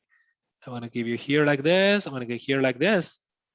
So the slope of your EG is basically this angle, right? The tangent value of this angle. Of course, this is not 90 degrees. This is not 45 degrees for sure, right? This cannot be 45 degrees. So that being said, the AEG, 3 points, they're not linear. Are they collinear? No, they're not collinear. This is a common mistake a lot of students make in their homework. Okay, so my goal is trying to determine what's the value for x, pretty much using similarity. So let's check it out, how we can determine the value of x. If I want to determine the value of x, I need to put x into an equation, right? From the equation, I'm probably going to do my work and solve the equation. But I need to construct what is the equation. Before I jump to the equation, let's try to give some values, whatever values you can calculate to make our life a little bit easier, right? Do not jump to the equation right away. As long as you have such a shape, let's check it out. This guy, let me give you a denotation H here, okay? So obviously, you can see the green triangle is actually similar to the entire triangle ABC, right? This is quite understandable. So maybe you can determine some lengths right away. You can have EH. EH is here, divided by EG is equal to BC over divided by AC. Let's check it out. What is that? EH is the one I don't know. I'm going to give a name question mark. Divided by EG. EG is here. EG is equal to 2, right? The question tells you this is 2. So this is the hypotenuse over 1 leg. Will be equals to BC. BC is 5. AC is 4. Hypotenuse on the left. So therefore, EH is equal to 5 over 2. So check it out. This part is actually equals to 5/2. I'm gonna give a name, 5/2. So this is EH. Okay. If that's the case, I'm gonna do another thing here. I wanna make another line, perpendicular line. As long as I do a perpendicular line, I will be able to transfer EH from inside to here, 5/2. Is that right? This is totally understandable. At the very beginning, our goal is to determine X, not EH, not the other stuff, it's X. X is here, then this is also X, right? If this is also X, X can also be transferred to here. So this is the beauty of the rectangle. Rectangle can basically transfer the height. Okay, when you have this, I think the picture become more clear. I just have to determine the value for this guy. I'm going to give a name, maybe K.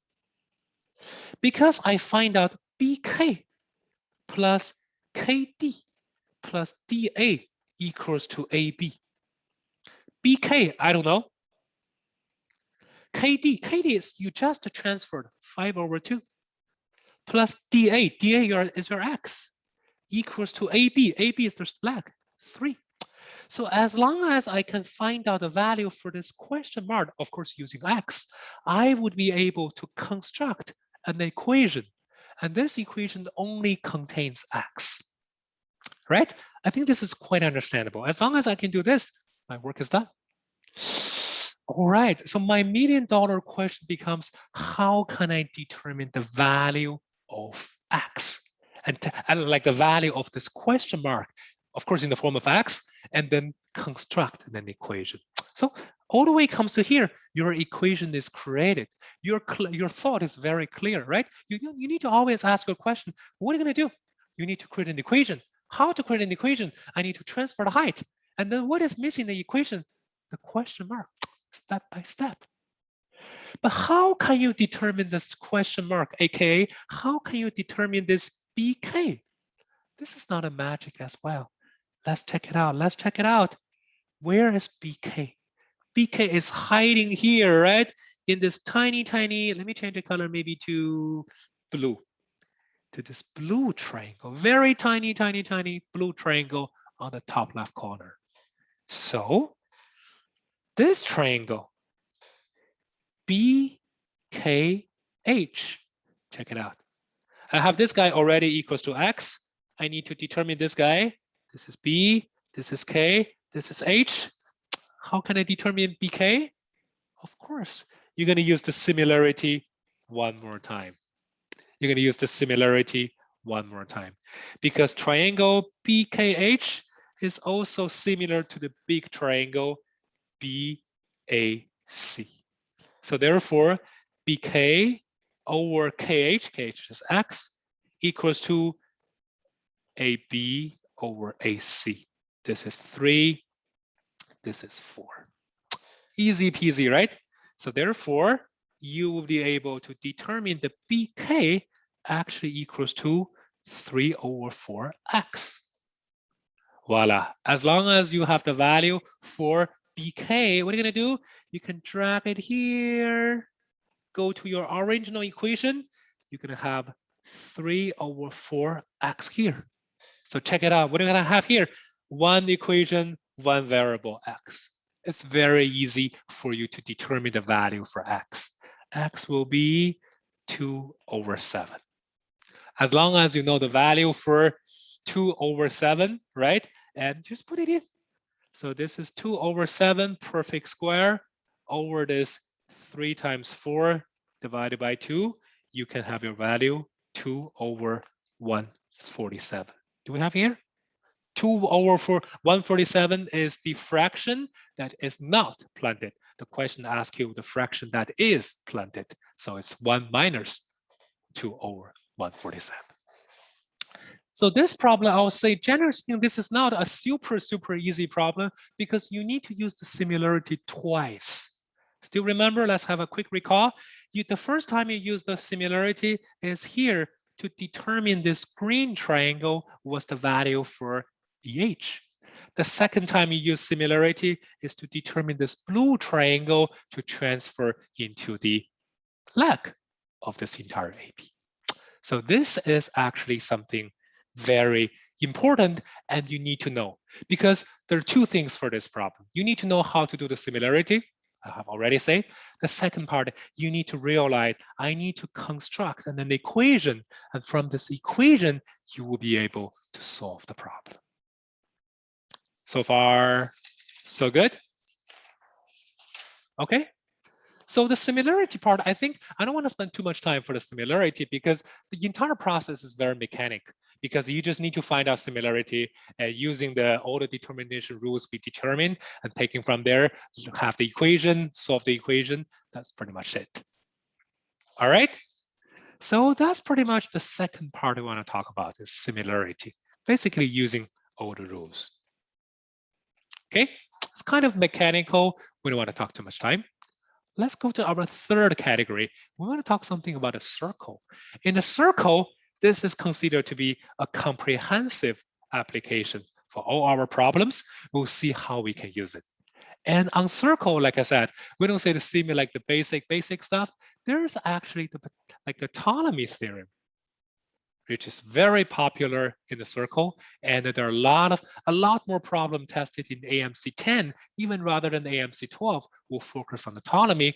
Let's give you some problems on the Ptolemy and help you guys understand how to deal with the Ptolemy related problems. All right, and the Ptolemy always go for a relatively difficult problem as well. Okay, let's have a quick look how we're going to deal with the Ptolemy related problem. Again, the thinking process there is exactly the same. Nothing will change, right? Trust me, everything will exactly the same. Everything according to our thinking process. So this is a problem from 2013, AMC10B, question number 23. Also the last couple of problems. So let's check it out, how we're going to do this problem. In a triangle, AB 13, BC 14, CA 15. Okay, give you the number. You need to have a quick analysis. Are they the right triangles? You see, all the problems are exactly the same pattern. You need to follow our way to expedite your calculation process. So first thing first, are they like a right triangle? No, unfortunately, this is not a Pythagorean triple. Okay, move forward. Distinct point DEF lies on the segment BD, CA, blah, blah, blah, respectively, such that you have three perpendiculars. Okay, three perpendiculars. Okay, so the length of the segment DF can be written as M over N, where Mn there are relative prime positive numbers. What's the value for Mn? Like I said, this is a typical way how AMC asks you. Forget about it. You just have to determine what's the value for DF, and you're good to go. Right? Same page. Nothing will be changed. So let's have a look how this guy looks like. Again, you need to have a relatively very good graph to help you have a good understanding. So this is my graph is here. I'm just going to do something maybe here. Here, okay. Here I'm going to do something.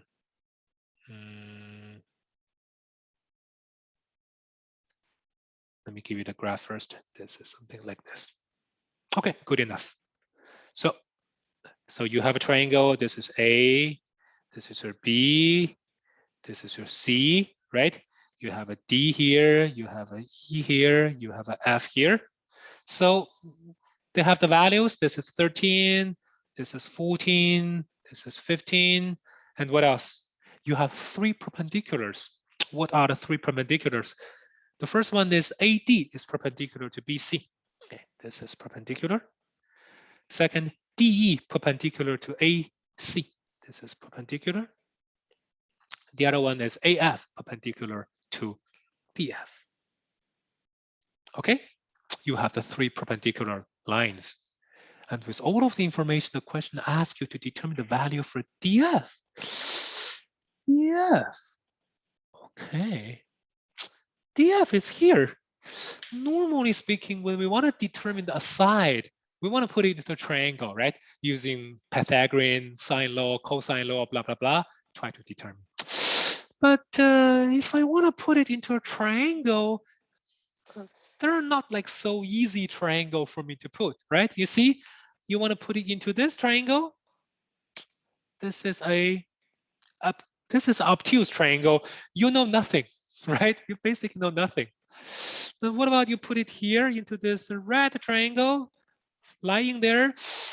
Also, there's like nothing you want to say. This just you don't really have anything, just to be honest, right? So that's actually the challenging part if I put it into a triangle. Okay, is there any other conditions I can utilize in order to kind of expedite my calculation? So that's $1 million question for this problem. And actually, this is the beauty for this problem. Check it out. My quadrilateral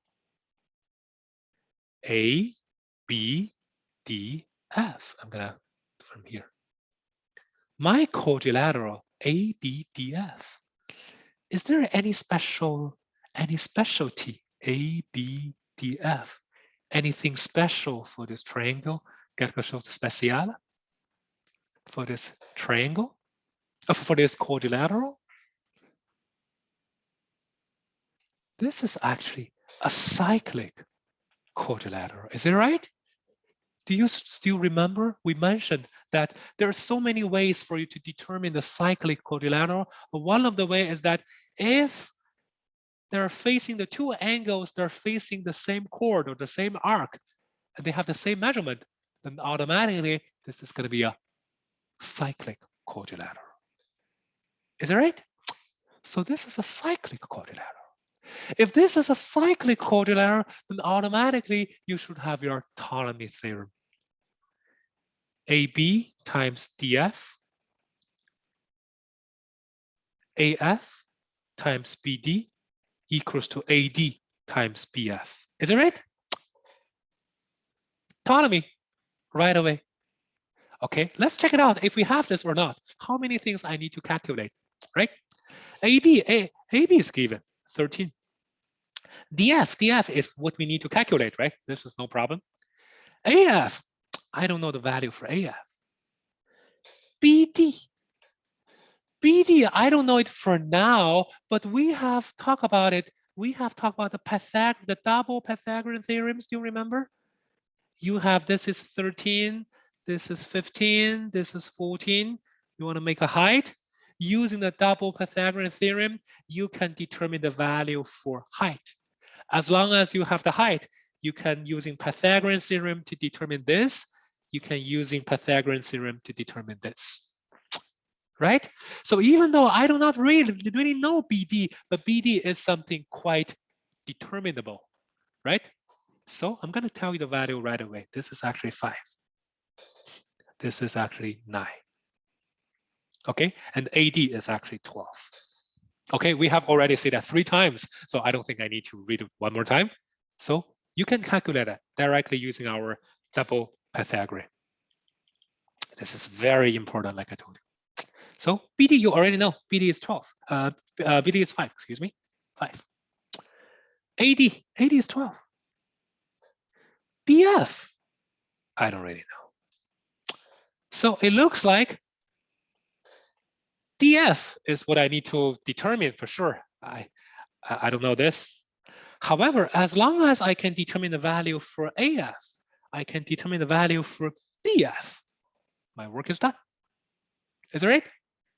Okay, let's focus how to determine the value for AF, how to determine the value for BF. And moving from there, we will be able to solve the problem. So let's check it out. How can I determine AF? Let's do the AF first. AF, intuitively, you want to determine AF in this triangle, right? Because they're all within this cyclic quadrilateral. So it's here. Okay, but in order to do this, I don't think I need to determine BF, all right? So, because in order to use your AF, you need to determine BF, right? Using the Pythagorean. So that's going to be like a kind of paradox, right? You're going to be put into the catch-22 situation. So people say, if I know BF, then using the Pythagorean theorem, I'll be able to determine AF. Yes, but you still have to determine BF. So that's going to be a catch-22, right?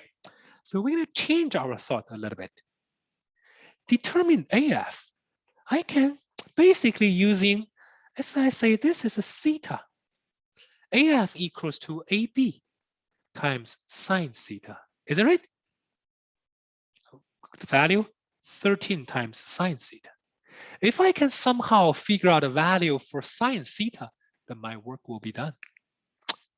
How can I figure out a value for sine theta? Because all the way come to here, maybe you have realized all our discussion is focused on this cyclic quadrilateral, which is good, but I need to really think out of the box, right? If I only stuck in this cyclic quadrilateral, not all the conditions are given. I never use AC, I never use BD. These are all the conditions given by the problem. So I need to step back. I need to jump out of the box. Is there a way for you to transfer your theta maybe outside this cyclic quadrilateral? Maybe that's going to help you to expedite your calculation. Can we do this? Yes, we can. Check it out. Because this is a cyclic quadrilateral. If this is theta, this is also theta, right? Because again, they're facing the same chord, the same arc. So they will be the same value. Okay. As long as you go, the theta come to here, don't forget, this is also 90 degrees. If this is theta, this guy will also be theta. Is it right? This is like 3 steps jump, right? From the original one, you jump to the other chord, like the inscribed angle, and then you jumped all the way to C. Is that right? I think this is understandable, right? This is 90 degree, this is 90 degree, this is theta, this is also theta. Okay, can you determine the value for sine theta here? Of course you can. You already have the 3 sizes. So this is your theta, this is your 9, this is your 12, this is your 15, right? I'm gonna drag it out from here. So of course you will be able to determine the value for sine theta. Sine theta is what? Is 4/5. Is it right? So easy. So now you will be able to determine the value for AF. AF would be equal to 13 times 4/5. AF is a check. AF is a check. It goes to 42/5. Then what about BF? What about BF? You already know AF, right? Using some Pythagorean theorem, it's very easy for you to determine BF. Is it right? It's very easy for you to determine BF. Or you can also use BF equals to AB times cosine theta. Because you already know sine theta is equal to 4/5, cosine theta is 3/5. You need some basic trigonometry knowledge to make it happen. So it's very easy for you to determine BF. BF is 39/5. Now you have everything. Check it out. You have AB, you have AF, BD, AD, BF. There's only one variable X, which is DF, which is the one you need to basically give you the calculation. So therefore, X will be a pretty nasty number, I think, 16/5. Not so nasty. That's it. You see, using 16/5, so what's the value for n plus n? You put them together, it's actually 21. So a quick observation for this problem, you can find out, what is that? You need to use the Ptolemy theorem, help you to expedite the calculation process. So, sometimes if you really want to do the hard calculation, you want to put it into the original 2 triangles. Do you remember at the very beginning I said, can you check these 2 triangles? This triangle, not so handy, right? You do not have too much information for you to do the calculation. But as long as you go to this cyclic quadrilateral, using the cyclic quadrilateral Ptolemy theorem, it's going to help you to do your calculation, to expedite your calculation significantly. Okay, so far, so good. If all good, let's go to our last problem. Today, we might be running out of date. We might be running out of time a little bit because we have some introduction at the very beginning. So maybe 2-3 minutes and we're good to go. So let's go to our last problem. Our last problem is a problem that comes from AIME. I chose a relatively easy, AIME problem. So let's have a look. That's the problem. It's a problem that comes from 2007. 2007, AIME 2, question number 3. It's an easy AIME problem, right? If you pass the AMC, like AMC10 qualification, you will be able to do this, no problem. So let's check it out. How are we going to do such a problem? A square ABCD has the side length 13. Okay, highlight this. Point EF, they are exterior to the square such that BE is equal to DF is equal to 5. 5. AE is equal to CF is equal to 12. 12. This is 13. Okay. So with all those information, the question asks you to determine what's the value for EF square. EF is like the big diagonal, right? The huge diagonal. All right. How we can deal with this guy? They give you a shape and ask you to determine the big diagonal, right? First thing first, you see a shape. 12, 5, 13. 12, 5, 13. You should have your conditional react already, right? Then automatically you're looking at a Pythagorean triple, and this is actually a right triangle. Is it right? So these are the conditional react. We talk about this so many times, right? You need to remember this. You see, I'm not lying. AMC really love to test it. You need to remember the Pythagorean triple. Okay, as long as I know this is right. Okay, this is 90 degrees. Put it here, 90 degrees. How can I determine the value for EF? You know, like I said, if you want to determine the value for EF, normally you want to put it into the, what should I say? You want to put it into the triangle, so on and so forth, right? And take it from there, solve the problem. But this time, I don't think there's a triangle for you to put, right? This is not like so easy for you to find a triangle. However, let me try to think about, is there a way try to not put in a triangle, but somehow still make it happen? I'm going to do something like this. I'll do a connect, I'm going to do a connection between AC and BD. So using this symmetric property, everyone knows that this is going to be collinear, right? The 3 points there will be superposition altogether. Okay. As long as you do this, you should know that for a square, the two diagonals are actually perpendicular to each other. So this is actually 90 degrees, right? Okay. If this is 90 degrees, did you find something interesting? This guy, change the color to yellow. So this guy is actually what? Again, this is going to be a cyclic quadrilateral. One more time, right? Because you have two opposite angles that are supplementary to each other. So therefore, this is going to be what? This is going to be a cyclic quadrilateral. A, E, B, D, cyclic. If A, B, D is cyclic, maybe you can use the Ptolemy theorem, right?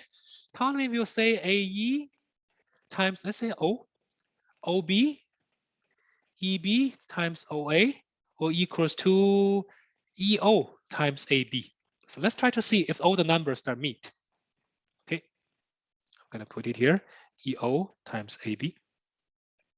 Okay, let's have a look. What about AE? AE is given 12. OB is half of the diagonal when the side is 13. That one is easy. Is 13 over root 2. right? That one is easy, right? You have 13, and this is like half of the diagonal. We should have this. What about EB? EB is 5. What about OA? Exactly the same thing as OB. What about EO? EO, I don't know, but I know EO is half of EF, right? This is exactly what you need to calculate, right? What about EO? EO is half of EF, just due to the symmetric property. And what about AB? AB is here. AB is equal to 13. Voila, you see, so precise, so easy. You're gonna have what? 12 times the number, 5 times the number. This is exactly what I want to calculate. This is 13. One equation, one variable. It's very easy for you to determine the value of EF, of the EF square. So the correct answer is 578. You see? This problem does not really have a circle, right? But you need to find out a cyclic quadrilateral by yourself and taking from there, solve the problem. Exactly the same thing. This problem has no circle, but you need to find out the problem by yourself. Understand the problem by yourself, and then find out the cyclic quadrilateral by yourself. So this is actually the beauty of the Ptolemy theorem and this cyclic quadrilateral. The problem not necessarily have to give you like the circle thing explicitly, but you can actually create the circle in your head, and most importantly, find out the cyclic quadrilateral, and using this to construct the Ptolemy theorem. As long as you see the Ptolemy theorem, it's like so easy for you to basically calculate your stuff.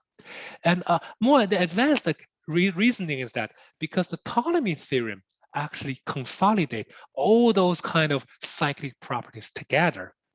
If you do the similarity, for instance, you need to do the proof by yourself from scratch. But Ptolemy already give you everything integrated into a more powerful tool. So that's the reason why you want to use this powerful tool. Okay, so that's the thing. If you have a Mercedes, why do you still want to drive your Honda? Something like that. This is kind of like the Mercedes. So you already have everything integrated into there. So that's going to help you to expedite your calculation and save your time. All right, I think that's pretty much what I want to say for today's lecture. Today's lecture is lecture number 1. We focus on the 2D geometry. 2D geometry is actually a very important thing that we need to find out. And this is actually very kind of like a foundation for all this geometry stuff. All the following part from the next lecture, we're going to talk about the 3D geometry, and the lecture after, we're going to talk about the coordinate geometry. All those kind of things is going to be elaborated from the 2D geometry. So having a good understanding for the 2D geometry is going to be crucial for our guys to have kind of the explored for the entire geometry territory. And some students are asking me that how they can have this a recording for this lecture. This is like a free lecture, and you can have the recording. So what's going to do is you can ask your parents to scan for this barcode. This is like the WeChat barcode, and they can contact our support guys, and they will be able to send you the YouTube link afterwards. So you can take a screenshot, and also we have a lot of like free lectures offered upon request.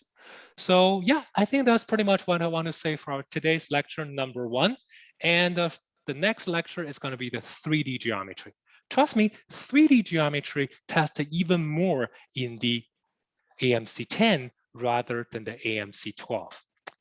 Because AMC12, they have a lot more things to cover. So sometimes they don't care too much for the geometry, but trust me, talking about the geometry part, the AMC10 sometimes tested even more than the AMC12. All the concepts, they're exactly the same. I don't see any huge difference talking about the concepts, but there will be more emphasis for AMC10. So that being said, I suggest you guys can put more emphasis if you want to focus for AMC10 on the geometry part rather than in the AMC10 part rather than the AMC12 part. Okay, that's pretty much for today's lecture. I hope you guys enjoyed today's lecture, and I wish you guys good luck. Bye, guys.